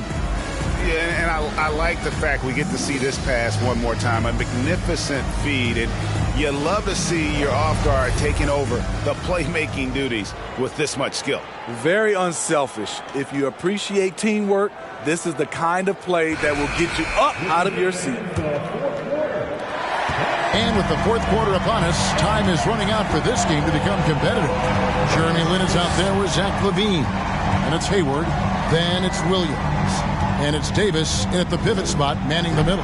That's the group in the game for the Heat. The Heat leading by 15. Here's Levine. Rebound by the Nuggets. Gobert's got 6 rebounds in the game. Davis against Rose. Bridges passes to Hunter.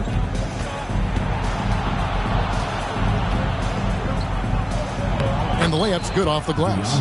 Beautiful footwork and agility. DeAndre does damage down low. Lynn kicks to Williams. Levine looking around. A shot by Hayward, wide open, and that comes off the assist by Levine. He is cold-blooded, drops the dagger, piles on to what was already a big lead.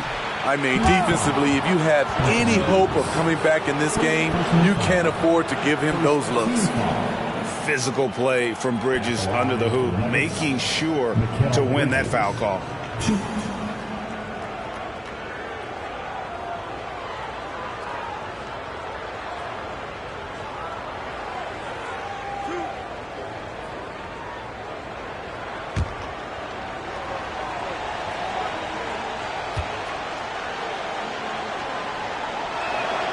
And that one falls for Bridges. And a talented swingman. Bridges is someone to keep an eye on as he continues to round out his game.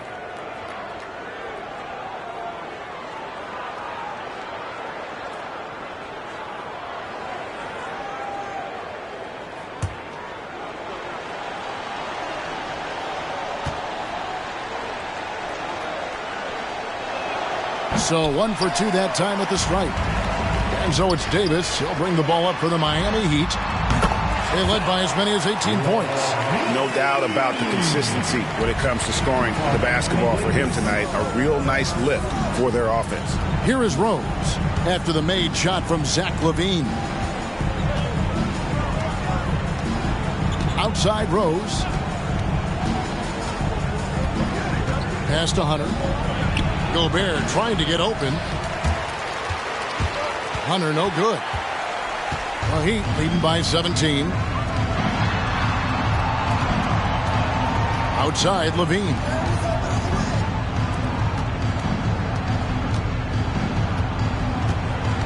Davis with a screen on Bridges. Levine's shot is off. Nuggets have gone 1 of 3 from the field to start the fourth quarter. Bridges kicks to Rose.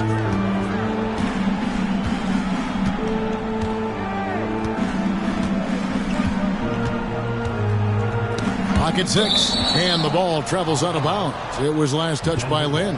And now let's take a look again at that incredible rejection. And guys, that is lockdown defense at its finest. Going right at the shot and then able to knock it away.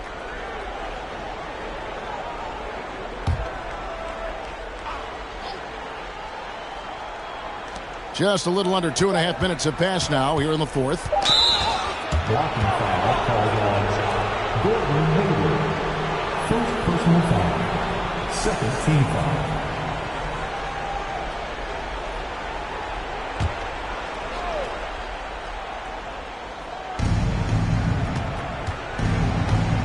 On the wing, Bridges, guarded by Levine, outside Rose. 4 on the shot clock. Hunter for 3. Hunter no good. What I like, he hasn't stopped competing despite the off nights. Lynn against Rose. Now here's Lynn. Defense right on him. Miami needs to get a shot off. Pulled the shot a little left, but the bounce goes his way. You know, I think Williams has a terrific future. A charismatic, likable kid who can be unselfish to a fault. Now, here's Bridges. Gobert with a screen for Bridges. To the paint. And Gobert with the basket on the assist for Bridges. Well, we've seen that movie a few times, haven't we? An easy bucket in the paint. Outside, Lynn. Outside, Williams. We've played just over 3.5 minutes now in the fourth quarter. Oh, and they get in the way of the alley-oop. Not to be. Good play defensively. Here's Rose. And oh, boy, a lot of contact there, but he gets the call and will shoot 2. A fan favorite in this league. Rose's hard work and perseverance through injuries speaks volumes. First free throw is good.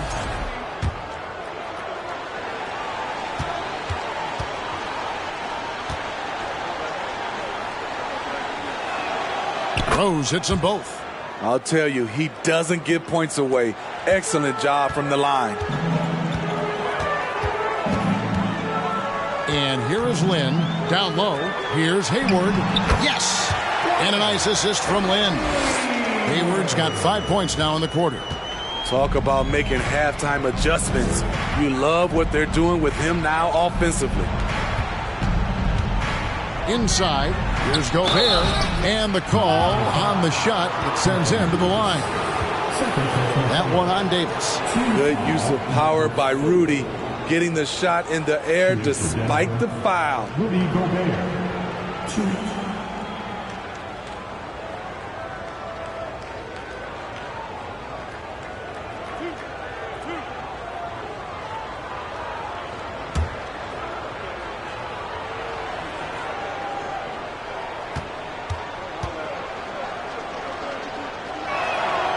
No good on that one. What an outstanding defender. Gobert's combination, in my opinion, of size and length is tough to match up against.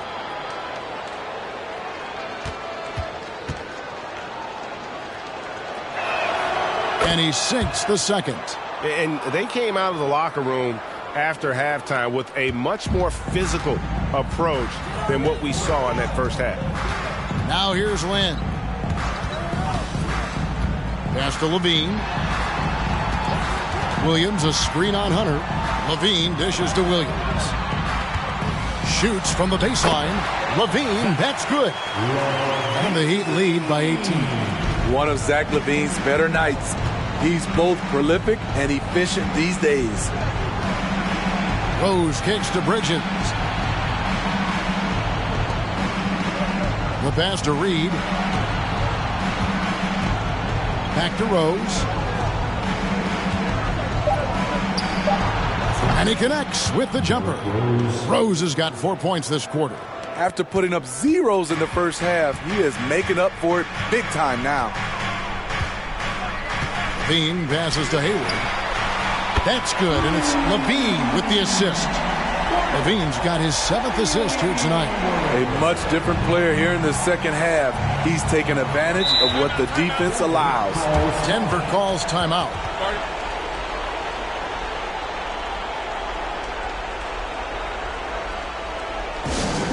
It's time to get on your feet. The Loud section gets free t-shirts. Who wants some? Okay, Heat fans, show some love for your Heat dancers. Rose with the ball. Reed kicks to Hunter. The kick out to Rose. Just 5 to shoot. Gobert with a screen for Rose. No good there off the double clutch. And so Lynn will bring it up for the Miami Heat. 19-point lead, which is the largest margin in the game. Davis looking for an opening. Passes to Hayward. Back to Williams. High arcing shot. Gobert with the block. 1:53 left to play here in the fourth. Bridges outside. To the paint. Out of bounds. Miami takes possession.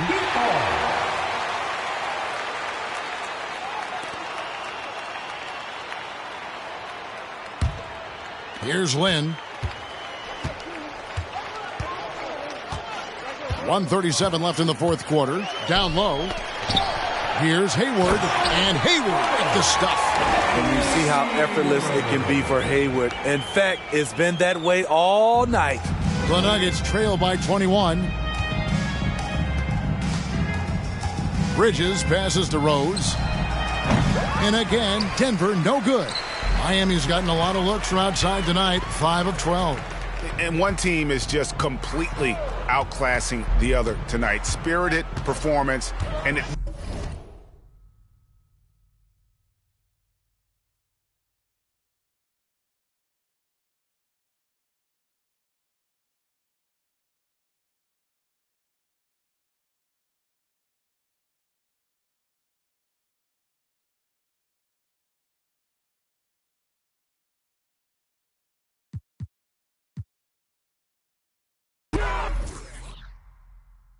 Finish that! That's what's up. Let's go. Oh, come on. And one.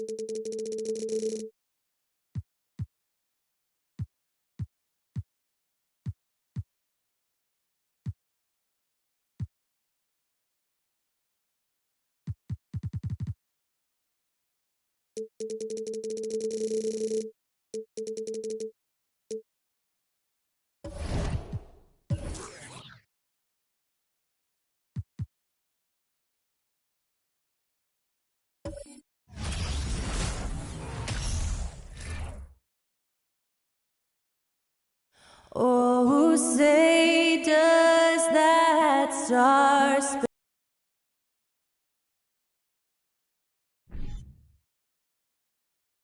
And welcome to 2K Sports for another edition. Everyone's still finding their footing in this early part of the season, Grant. How important is it to get off to a really hot start? Oh, it's so important to get off early to a good start, BA. You really want to build some momentum early. In some ways, it can really set the tone for the rest of the season. So the opening lineup for the Mavericks. Donovan Mitchell out there with Michael Carter-Williams.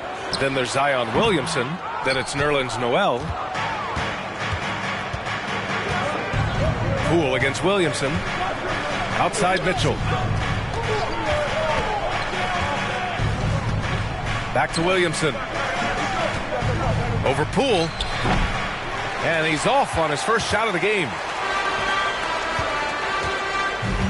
Pass to DeRozan.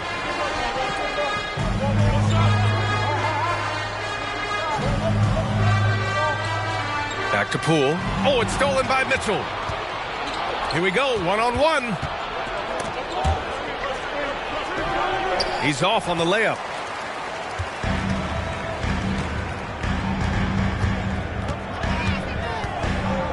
Williamson against DeRozan. Back to Poole.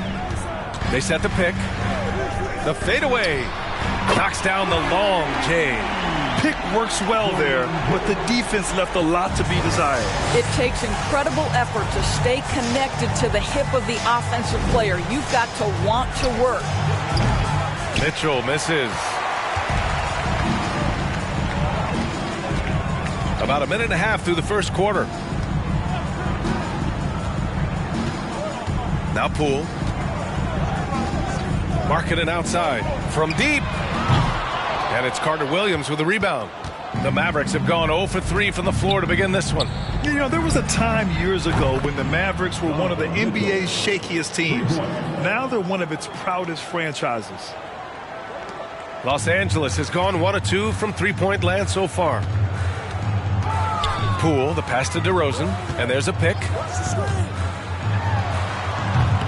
Not going to go that time. And it's Dallas the other way. And you can attribute the Mavs' rise to stable ownership and some very savvy front office moves. Yeah, so true, BA. They've made some great decisions in the draft, for sure. They've been able to find cornerstone players and build solid rosters around them. The three from Mitchell. Again, the miss by Mitchell.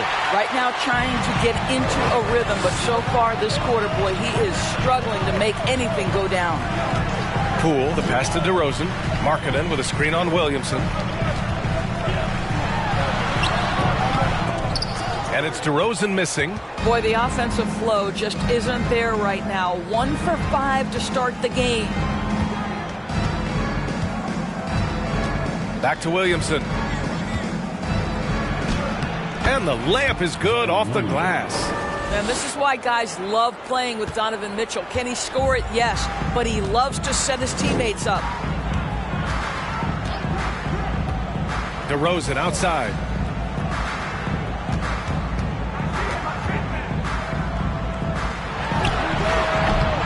And we're approaching about 3.5 minutes played in this first quarter. Again, the miss by DeRozan. Credit the defense right there. They have not allowed this guy to get going at all in this period.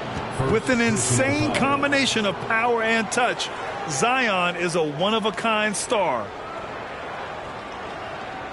And few players are as electric as Zion. The speed and power he plays with, something you see once every few decades.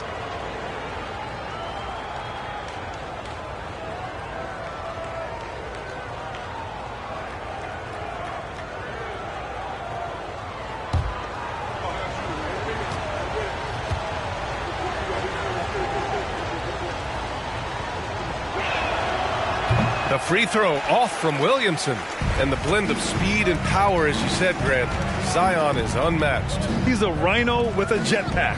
And on defense, when you see him coming in the open floor, you don't want to get in his way. The explosiveness in the paint is really what makes him so efficient. 6 to shoot. Poole, right side. Shoots over Noel, and the Clippers miss again. I'm sure he's kicking himself. He hates to blow that kind of opportunity. Here's Williamson.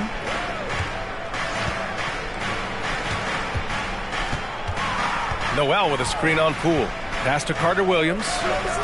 Outside Mitchell. From behind the arc. That shot missing. And the Clippers will go the other way with it. Boy, a tough go for him in this quarter. You can see how desperately he wants to get things started. He just can't make a shot. Now here's Poole. There's a screen. Here's Duncan to stop the run. And it's Carter Williams with the rebound. Listen, he can make that shot right there, but I do know they have other options they can go to. Mitchell, and the layup falls. Mitchell's got 5. There is a level of physicality, and the frame of Donovan Mitchell allows him to finish through contact. Time called here. Los Angeles decides to talk it over.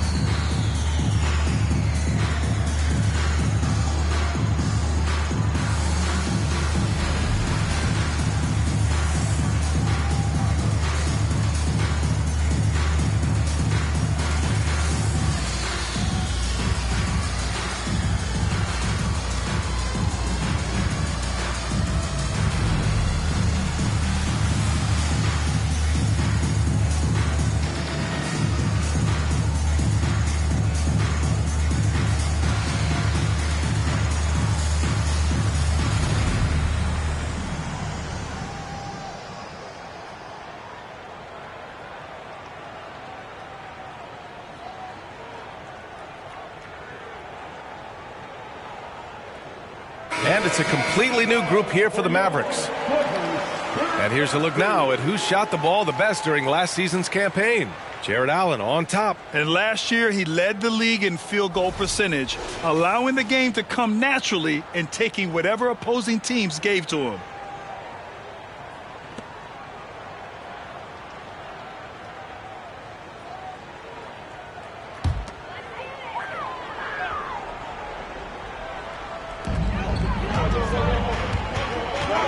Outside, Hill.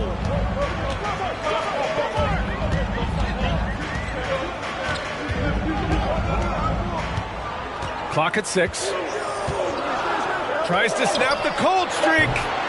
And again, no good by the Clippers. Boy, a wide open shot from his favorite spot. That is one he'd like to have back. And the basket by Looney. And what's working here? Each guy is willing to make the next pass. The Clippers trail. And here is Hill. Pass to Crawford from the arc. And it goes out of bounds. That one off Allen. Yeah, back in the day when I was playing, the Clippers were always an easy win. Now, LA is consistently a playoff team. Boy, oh boy, how times have changed. And the Clippers making a change here. Lamb's checked in. And he lobs it up to the rim. Oh, and a nice defensive play to disrupt the lob. To the inside, Hill, after missing his first attempt, now 1 for 2. I'll tell you, George Hill doesn't get nervous just because he's outsized. I love his aggressiveness in the paint. And your last year in the league, the 12-13 season, you played for the Clippers. Yes, I did, and a great team at that. Blake Griffin, CP3, all in their primes. We won the division for the first time in Clippers history. Team record 56 wins. That year was big in the turnaround for LA. And I'll tell you what, this is a guy who doesn't take a break at all on the boards. Man, doing serious work. He likes being an anchor on the glass. Well, but as defenders keep forgetting to box him out, he continues to just make them pay. Crawford, no good. Here's Dallas now. This run now up to 13-2. A chance to extend the lead to double digits, but it's no good. Los Angeles has gone 1 for 5 from three-point range. A cold start. 1:16 left in the first quarter.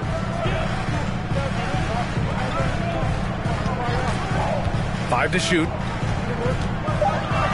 The Clippers got to hurry. Late clock here. Bullock's shot is off. The Mavericks have gone 6 of 13 so far in this one. Pass to Wood. To the middle. And then Porter with the dunk. What a way to begin this game. Dominating at both ends of the floor. And give them credit for approaching this game with the right energy and intensity. This team has attacked every chance they've gotten. Now here's Hill. Offline with a three. So far, rebounding has been a focal point for them. Porter, the pass to Schroeder. Fades. It's rebounded by Wagner. 7-second difference between the shot clock and the game clock. Bullock, good. I've always appreciated the unselfish nature of George Hill. He always has his eyes surveying the floor. Lamb against Porter. We've got 13 seconds left in the first quarter.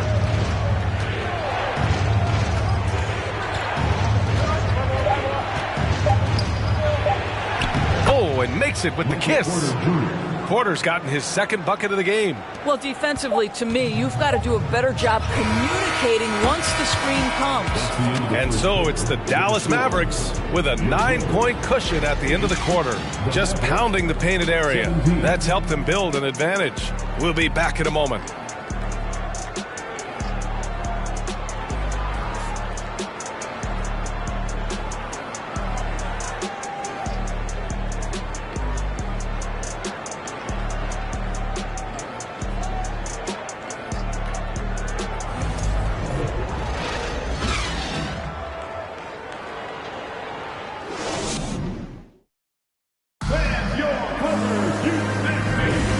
If you're just tuning in, we've got a wide margin on the scoreboard, but plenty of time left for a comeback. All right, guys, what do you think so far about the offensive approach for the Mavericks? They've done a great job establishing an inside presence. Now, that'll open up more options offensively throughout the remainder of the game. Yeah, and in addition, their ball movement has really unleashed their offense. Boy, they've been fun to watch. And here are the Mavericks now. Yeah, they let that one slip through their fingers, and they just couldn't pull it together to fight off a big fourth quarter comeback. So the Mavericks 5 right now. And it's Mitchell, the miss. Mitchell's gone just 2 of 7 from the floor here. And Grant Donovan Mitchell wears the number 45. Not one we see a lot of in the NBA. That's true, B.A. But Donovan's got a good reason to wear it, paying homage to Michael Jordan. Mitchell said growing up, everyone always took 23, so he went to MJ's return number, 45. DeRozan, second chance shot, and Allen lays it in. Allen's gotten his first basket of the night. You know what? That's all about hustle and a nose for the basketball. Tremendous job on the offensive glass by Jared Allen. Mitchell against Poole. Pass to West. The rebound by Duncan. Well, terrific defense. They obviously respect his ability and just want to make it tough. Markkanen left side. Down low. Here's Allen. Got it. Good job in the low post. Allen's got 4 points in the quarter. It's not just the decision-making. It's the ability to put the pass where it needs to be, when it needs to be there. Mr. Markkanen, well done, sir. Again, the miss by the Mavericks. Well, when you've been struggling as he has, you love that your teammates have really stepped up and taken the challenge. It's Poole on the wing. Checked by Mitchell. Tries the 9-footer. Got a hand on it.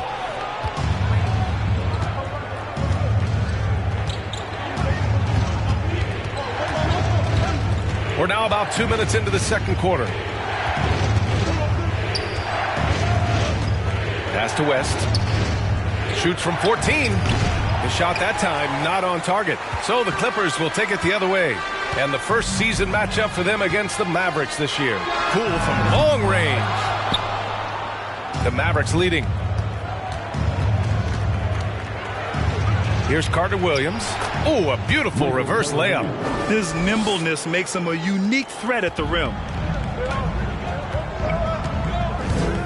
Now here's Poole. DeRozan outside to the inside. Second quarter play, almost 3 minutes gone here. The defense getting out-hustled on the putback. Can't let that happen. You have got to put a body on somebody. We talk about it ad nauseum, but you've got to be disciplined with the box outs. Grant, we always talk about great footwork for post players, but how about perimeter players? You know, I'm glad you brought that up, B.A. Great perimeter players have elite footwork.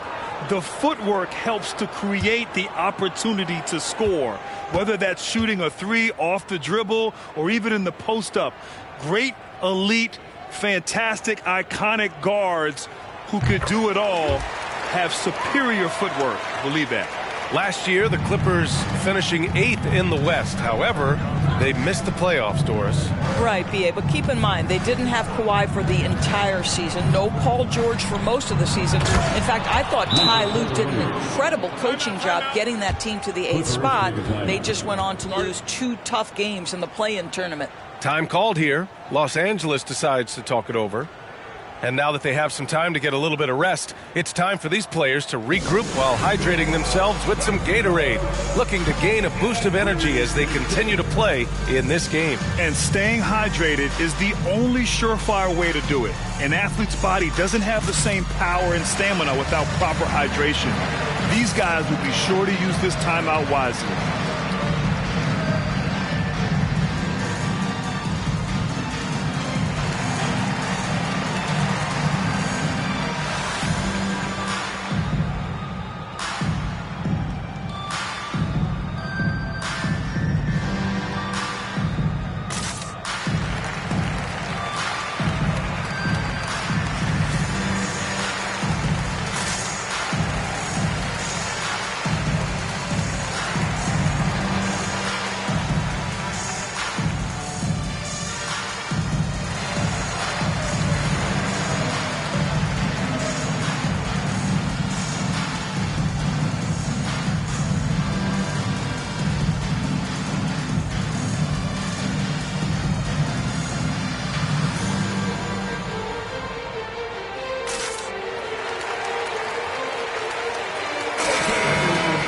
And now a look at last season's most proficient free throw shooters. Jordan Poole on top. This guy is just lights out from the line. He demonstrated that last season and really hurt teams whenever they fouled him.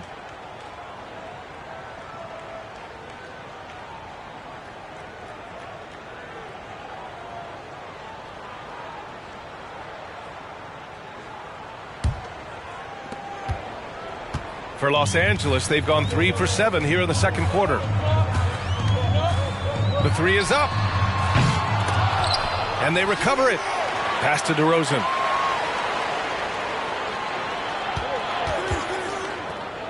Here's Duncan. Well, that's 2 fouls on him early. He'll have to be careful not to pick up another one.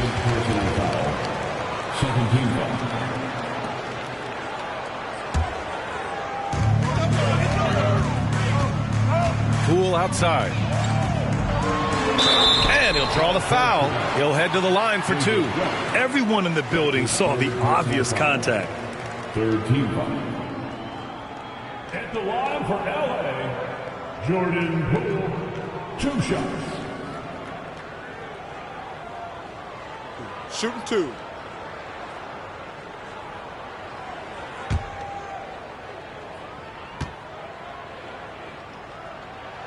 And the first one at the line is good. And we know that last year the Mavs had an issue with rim protection, Doris. They did, and obviously that is the starting point, B.A., for a lot of defenses, so you understand you have to address that. What you know, though, unequivocally, is you have excellent wing defenders on the roster. It's one of the most critical aspects of success in today's NBA. So really it's about solidifying the paint, and let's see where this team goes from there. Now here's Mitchell. He's got 5. Over Poole. Mitchell misses. It's clear he's totally out of sync. The team needs to rethink its strategy around what to do with him. DeRozan, a screen on Mitchell. Poole from long range. Poole can't get that one to fall. I think he's gone completely dry. Nothing is hitting. And this is where you hope that he can find something easy so he can see the ball go through the net. Now here's Williamson. We saw him with 19 his last time out. And the basket by West. You'd love to see Zion develop his passing game even more, but credit to him for spotting the wide open man. Poole with the ball. He's got 5. DeRozan outside. Inside. It's tipped. And it's stolen by Noel. Outside Mitchell. Pass to Williamson. Over DeRozan. Williamson, no good. Listen, we know the mid-range game is in this guy's arsenal, but you wonder, should he have moved it just one pass more? Back to Poole. Marketed from long range. Mavericks with the rebound. He couldn't believe how open he was. He just couldn't convert it.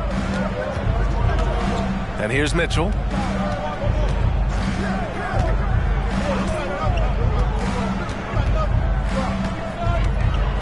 The 3. That's in. He's shooting 3 for 10 from the floor now. This guy came into the league as a volume three-point shooter. Now Donovan Mitchell's percentages have greatly improved. He has put in a ton of work, and it's paying dividends. Timeout called, the Clippers.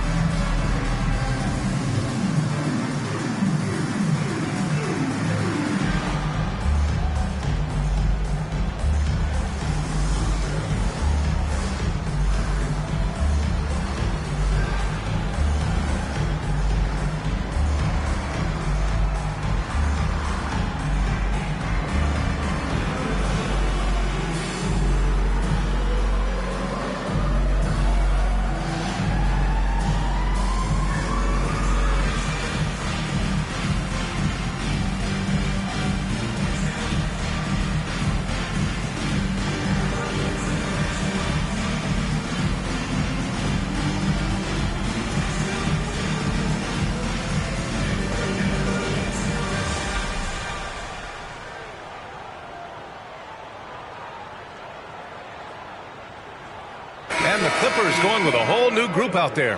And a new group getting ready for the Mavericks.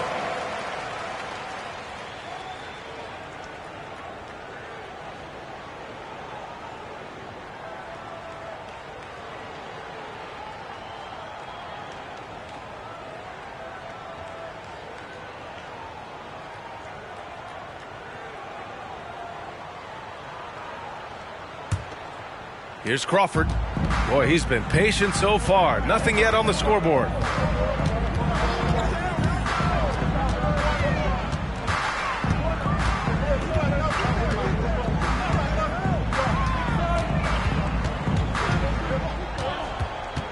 Shot clock at 5. It's Bullock on the wing. And the Clippers miss again. And I'm surprised that didn't go down. I mean, I'm sure he is too. Schroeder passes to Wood. That one falls, coming off Schroeder's feed. And now it's an 11-point Maverick lead. And their offensive game plan is clear.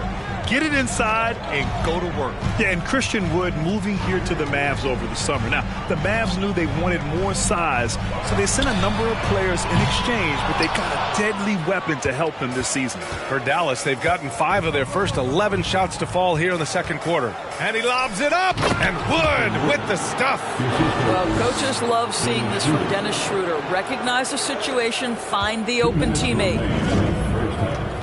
They need something good to happen here. Yeah, they've gone way too long without a score. .149 left to play in the first half of basketball. The Mavericks on offense. They're on a 13-5 run. Here's Porter. Oh, he nails that one. 3 for 4 now. It's been an outstanding performance for them in just about every area. You know this. It's not easy building a lead on the road, but this team has been lights out throughout the game. Now here's Lamb. Well, he hasn't put up any points yet in this one. Three-pointer. Crawford, no good. Yeah, they just can't seem to end the drought no matter where they shoot it from. And I think you can start to feel their frustration mounting. With every missed bucket, it becomes more and more desperate. Great work to clear some space around the rim and set himself up for that putback. Yes, sir. That was a huge follow. The three. Can't get it to drop. No idea why he's attempting so many outside shots. It's not his day, and he needs to either look to drive or get it to an open teammate. That's their plan, to get him an opportunity to finish in tight. That's a miss they can live with. It's Bullock on the wing. Outside, Hill. The three ball. And it's Carter Williams with the rebound. Carter Williams has got his 6th rebound on the night. They've had a slight leg up on the boards and a big leg up on the scoreboard. Shot clock and game clock separated by less than 6 seconds. Looney, the screen. Pass to Carter Williams to the paint. And here's Porter outside. Rebound by the Clippers. Defeated by Utah in their last game. They'll try to put that one behind them. And coming into that one, honestly, they were hoping to pull off an upset, but the talent differential was just too much to overcome. You have the sense that they expected that result. Once they dug themselves into a hole, I thought they let go of the rope. And so it's the Dallas Mavericks looking in total control with this 17-point advantage as the buzzer sounds. They put in work down low, getting in close and scoring in bunches. Back to the game after this break.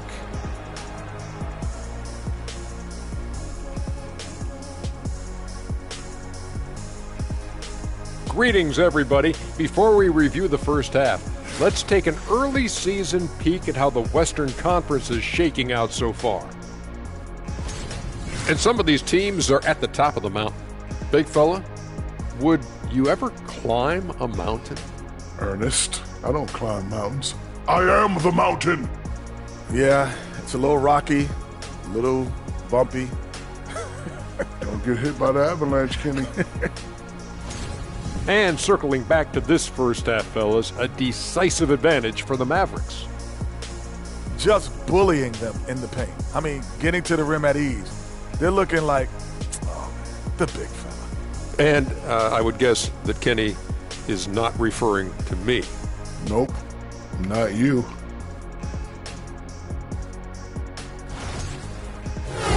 And that is going to do it for us. Let's get back to some second half action with Brian Anderson and company.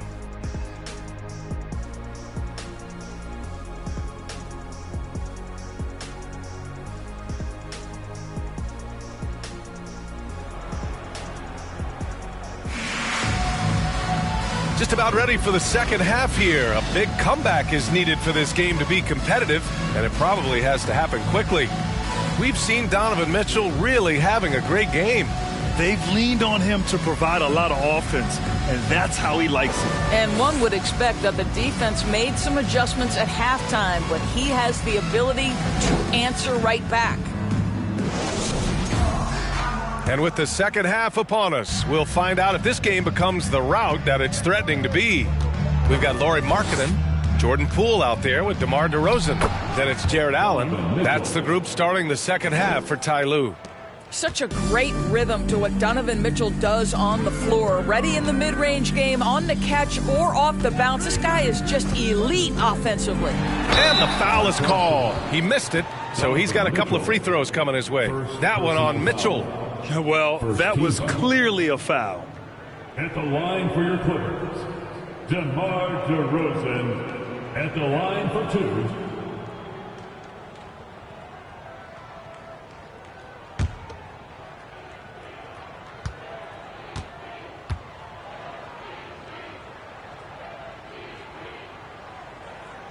And that one misses. You know, to me, one of the real pleasurable aspects of watching DeMar DeRozan work, this guy's footwork is something he's developed, and it's on point.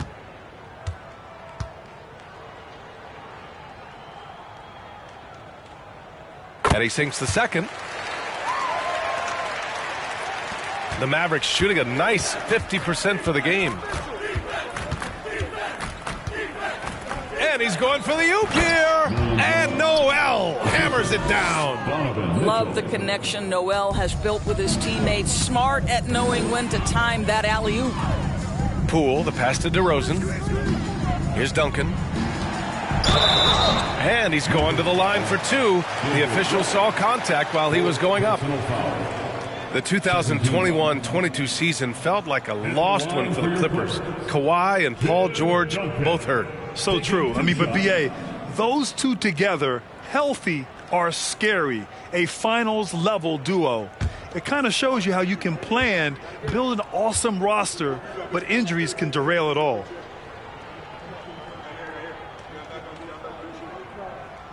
No good on that one.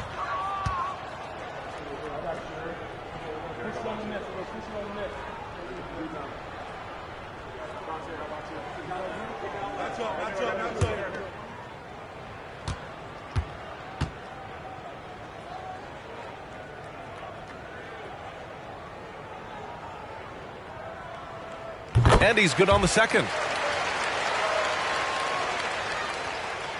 Here's Mitchell.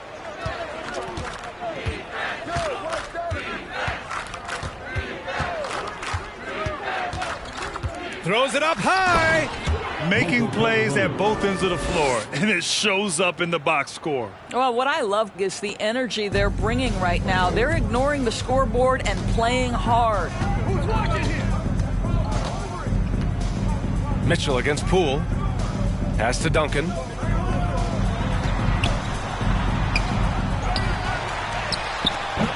Rebounded by West.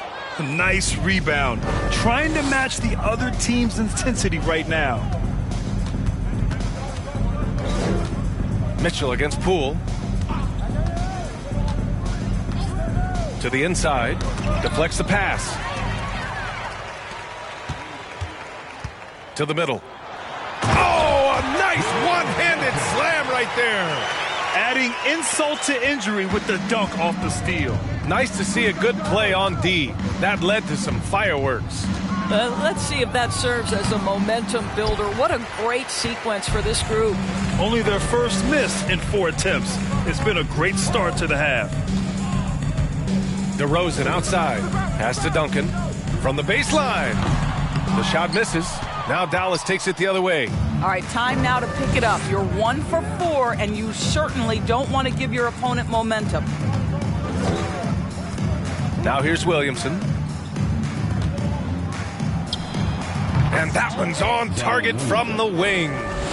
Williamson's gotten his third basket of the night.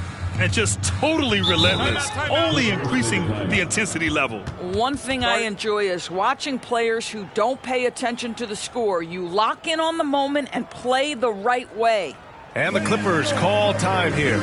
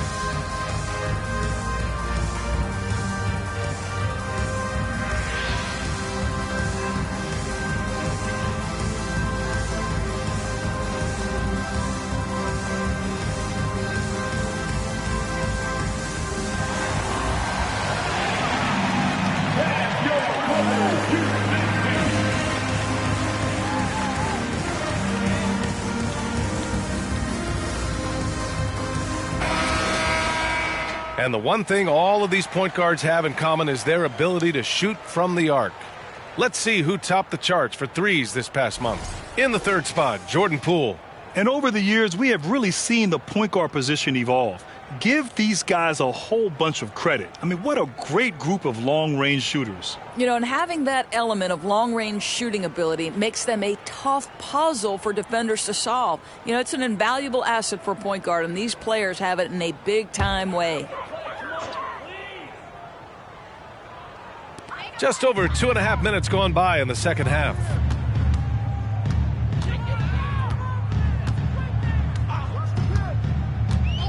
DeRozan outside. Pass to Duncan. Unloads from 13. That one rolls around and rims out. Well, that's just inconsistency from him, and it's happened all night, and it hasn't helped their cause. And out of bounds, Los Angeles will have it. And here's a look at what's coming up for the Los Angeles Clippers. On Monday, they'll take on Giannis Antetokounmpo and the Oklahoma City Thunder. Then on Wednesday, and now we're 3 minutes into this third quarter of play. What you love about Donovan Mitchell is he is an attacking, scoring point guard. He can get off the dribble drive. He's a great threat at the rim because of that elite athleticism. Every chance he gets, he's looking to attack. Now here's Mitchell. A 21-point lead, the biggest in the game. A little under 3.5 minutes off the clock now in the third quarter. Back to DeRozan. There's a screen. Pass to Poole. Shot clock at 6. Here's Duncan. Back to Poole. Over Mitchell. No dice from the high post. Mitchell's scoring abilities have often been a difference maker, Doris. The BA, that's been especially true in the playoffs. Highly competitive, all about the right things. And in traffic, he uses the reverse to keep the shot blocker at bay. What an incredible move. Not everyone has that kind of skill. Poole finds DeRozan. Allen a screen. Poole from long range. Counted from distance. Poole's got 8 points. And that's a case where DeMar DeRozan's teammates benefiting from him being a willing distributor. This is a very team-first guy. Dallas calls timeout. Please welcome to the floor your Clippers current.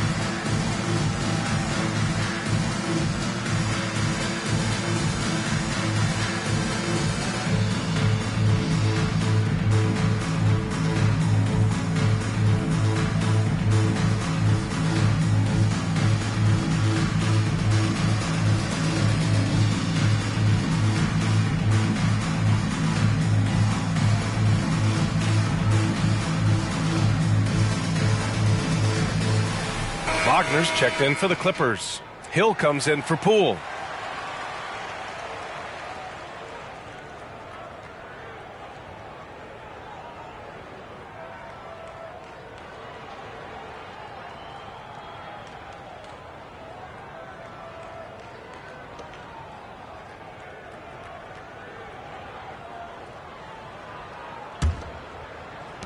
And so it's Dallas with it. Earlier they held a 23-point lead. The three from Mitchell. They get it back.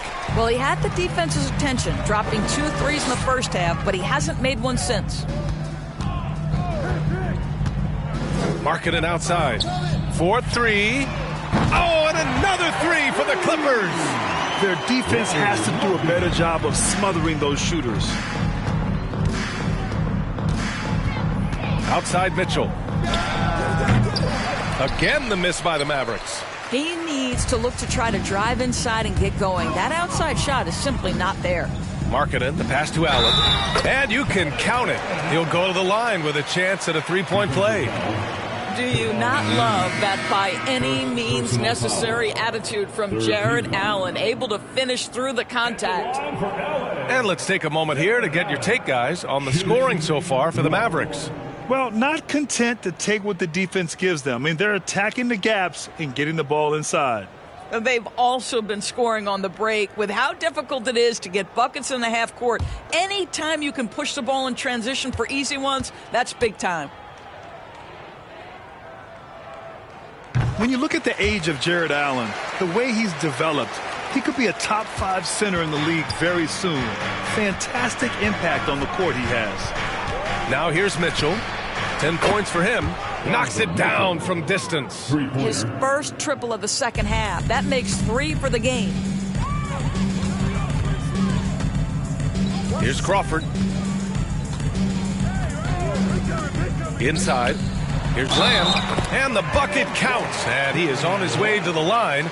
He'll try to make it a three-point play. And Allen has the defense and finishing that you want from the center spot, Grant. Yeah, B.A. Allen can switch on the guards with ease. Great lateral movement and contests very well. Having a center that can do that is huge for a team.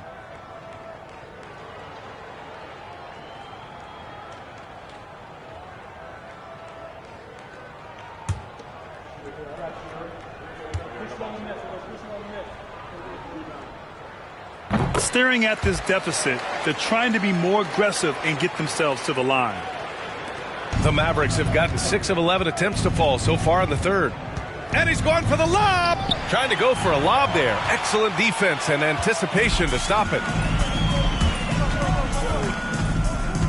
Now Poole. Give him 8. Outside Lamb. Allen a screen. The shot by Lamb, no good. Dallas has gone 1 of 4 here in the third from range. DeRozan against Williamson. Down low. And the lob disrupted. Not to be. And here's Poole. Outside Lamb.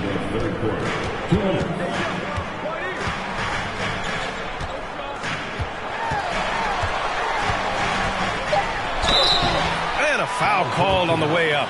So he'll take 2 from the free throw line.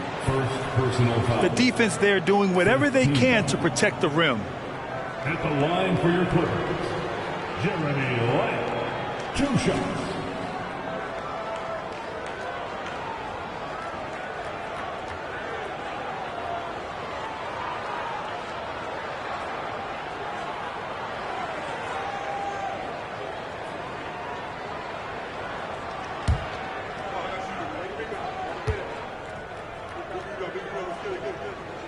First one falls for him.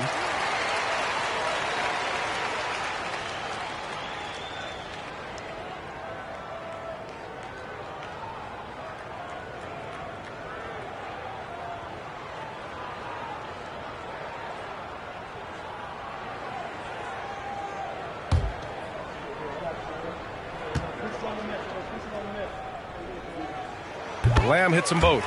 He's making the most of every trip to the line, providing for his team. Poole against Mitchell. Oh, there's the alley. Carter Williams, no good. Well, he saw the play coming together, but the timing was just a little off.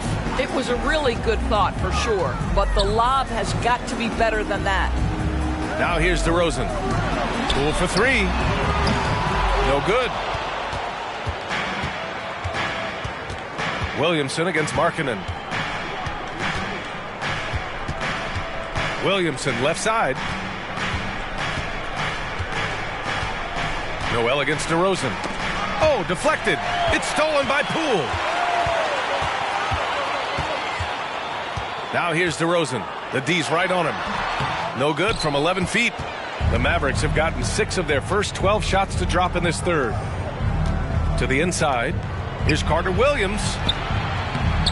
And it's the Clippers with the rebound. 41 seconds left in the third. Allen finds Poole.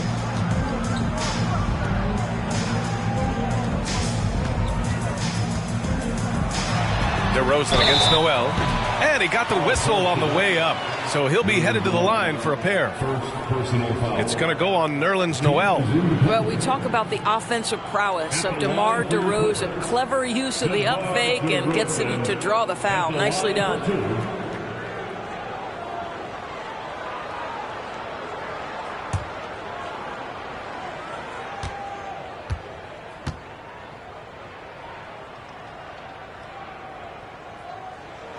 And he drops the first.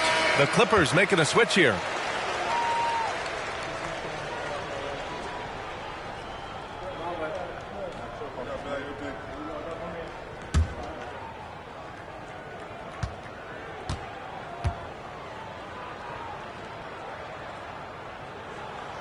He's off on the second. I'll tell you what, they've rebounded the ball tremendously well. Right side, Mitchell. 19 seconds left to play in the third. Oh, a flawless finish on the lob. Oh, incredible. Save that one. I want to watch it again. Awesome.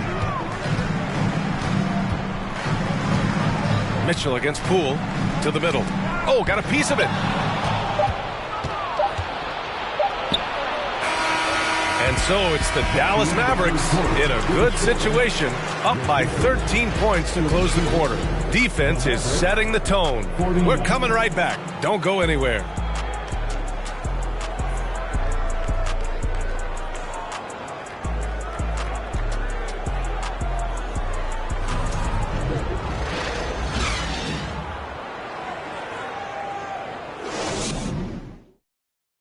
And it's time to bring up the State Farm assist of the game.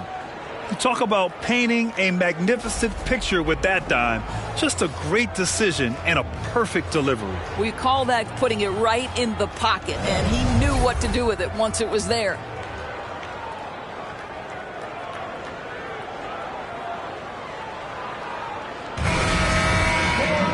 And as we head into the fourth, we'll see if there's a comeback in the works or if it's more of the same for the first three quarters.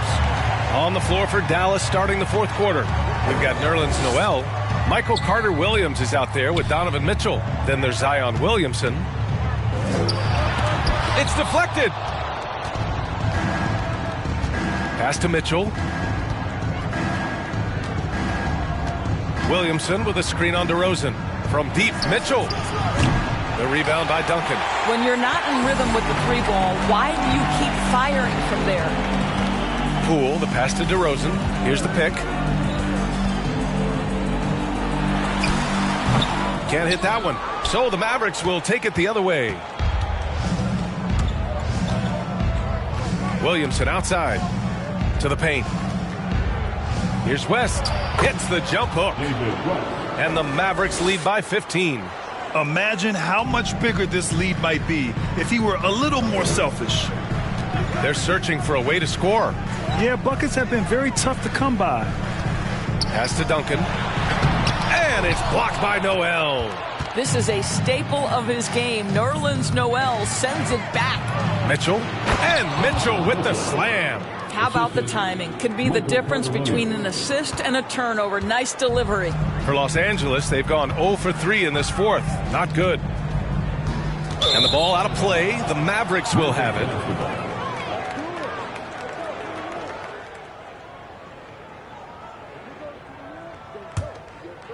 We've gone about a minute and a half into this fourth quarter. Mitchell against Poole. Noel, the pass to Williamson. Over Markkanen. Off the left rim and out. And for the Clippers, they're shooting a tough 22% from the field so far. Here's DeRozan. And again, no good by the Clippers. He's so frustrated. Hasn't had a make all game. It's making it very difficult for them to find any success. Right side, Mitchell. Fires from deep. That one's in. Coming off a nice dish from Williamson. Williamson's got his third assist of the night. Now here's Poole. DeRozan outside. Pass to Duncan. Kicks it out to Markkanen. 5 to shoot. Nails it from 3. And how about the response by Markkanen? Made 3 on one end. He comes right back for his own team. Love it. And the Mavericks call time here. You could really see his squad was losing steam. Smart timeout to give them a breather.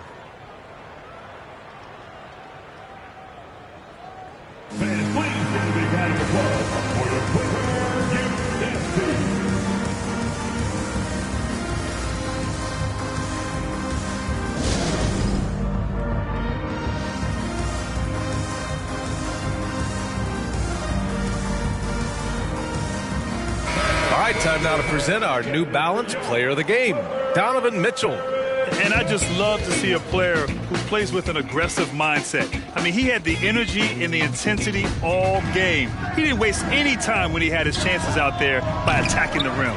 They were not playing well and were in desperate need of a win. He took this responsibility upon himself, and he delivered. They set the screen. Pass to Duncan. The kick out to Poole. There's the 3. And the Clippers hit again from deep. This guy a tough cover for any defender. Creative and assertive scoring the ball. From deep, Mitchell. Dallas no good that time either. Well, the defense clearly was not interested in guarding him from downtown. They're very fortunate he missed. DeRozan finds Poole. And here's Markkanen. Poole a screen on Williamson. Markkanen, the pass to DeRozan. Poole outside. 3-pointer. Here's Allen. And it's Allen who slams it home. Jared Allen has length and athleticism, and that's an easy opportunity. Wow. Poole against Mitchell. And he lobs it up top. Stolen away. Nice job to interrupt the alley-oop attempt. Pass to Poole.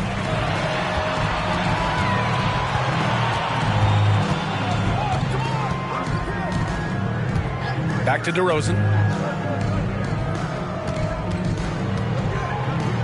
Just 5 to shoot. Here's Allen. And he was fouled while in the act of shooting, so he'll take 2 free throws. Well, this is exactly the kind of position you want Jared Allen shooting from, right? He gets excellent position, makes defenders nervous this close. Good job drawing that foul.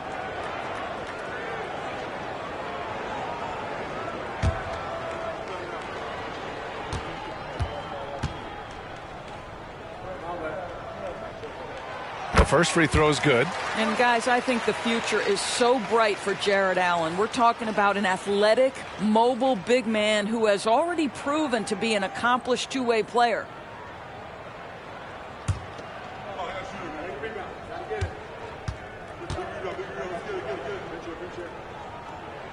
He makes 1 or 2 that time. Rebuilding a team is as challenging a proposition as ever, especially for smaller franchises, Doris. I think, B.A., certainly those smaller markets face some challenges that larger markets do not. But I would also point to the success of Milwaukee. They had success in their draft. They invested in your talent in terms of player development. So to build a playoff-ready team, there are so many things that must be in place, but you also have to have some luck. Nobody knew how good Giannis or Nikola were going to be. To the wing, right side. Here's Williamson. Misses off the right iron. And here are the Clippers now. Right now on a 9-0 run. Poole with the ball. DeRozan outside. Here's Duncan. Good. And it's DeRozan who picks up the assist. And look at how DeMar DeRozan tries to get the basketball around and trust his teammates. Love that he's allowing them to make plays. Now here's Mitchell. And he lobs it up to the rim. Noel, the pass to Williamson. And there's the screen. Tries to break his ice. That one a little long. After the strong first half, this guy has not been the same. And largely a no-show right here. Oh, it's stolen by Mitchell. He takes it in. Oh, they get a hand on it. And that's out of bounds. Dallas will retain possession.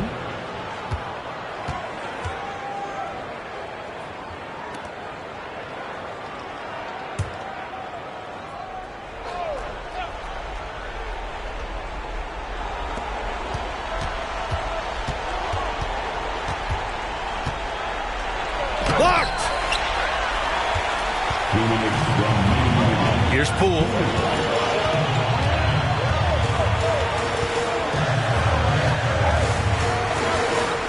Inside. Ooh, anticipated the pass. It's a turnover. Drives to the hoop. Pass to Mitchell. Over to Rosen. Mitchell can't get that one to fall. This has not been his best quarter. And you know what? They keep calling his number, and they're simply trying to get him out of this funk. Here's Duncan.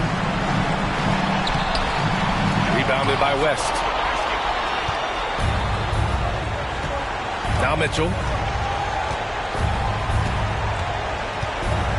1:19 left to play in the fourth quarter of this one. Noel the screen. Looking to end the drought. It's tipped. They get it back. Williamson outside. Just 4 to shoot. Here's Mitchell. With the clock winding down. And Noel hammers it down. And the clock will wind down on this one. Just a solid effort and a good win for the Mavericks. They were the more accurate club. And in the end, that made the difference, Grant. Yeah, B.A., you have to love their strategy. And even more, you love the execution. And this one concludes with their second victory of the year. And of all the highlights and performances we've seen here tonight, the one thing that stands out is what an unbelievable night it's been for Donovan Mitchell. Gotta respect the leadership he showed today. Made great reads and distributed the ball accordingly. And the Clippers with the ball, following the score by Dallas. Offensive board. Pass to Duncan. He got a piece of it. 2-second difference between shot and game clock. Williamson with it. And there's a whistle. He'll head to the line to shoot 2. Physically, there's just no way to match up with Zion, especially now that he can go to the right hand. At the line for the Mavericks, Zion Williamson, 2 shots.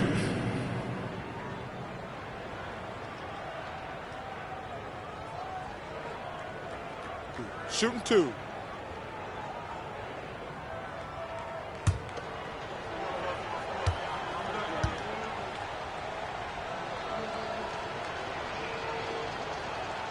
That's good from Williamson.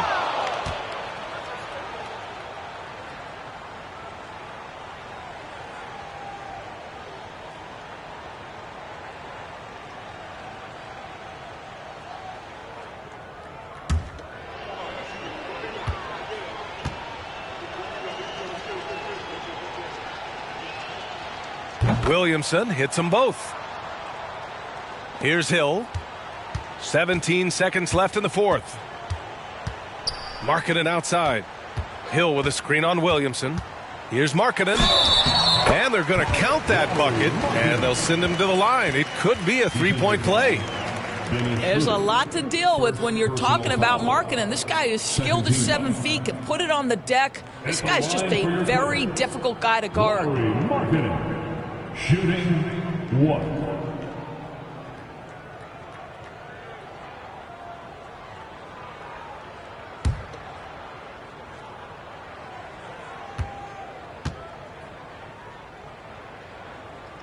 That's good for Markkanen.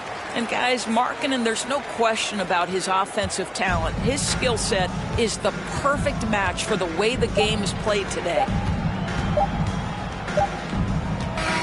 And so Dallas takes this one by a big margin. Boy, a nice win on the road. By the time this one was winding down, this building was stone cold silent. And that's exactly what you got to do. You have to try to take the crowd out of it. And that'll do it, folks. For Allie LaForce, Grant Hill, and Doris Burke, this is Brian Anderson. Thank you for watching tonight's game. So long, everyone.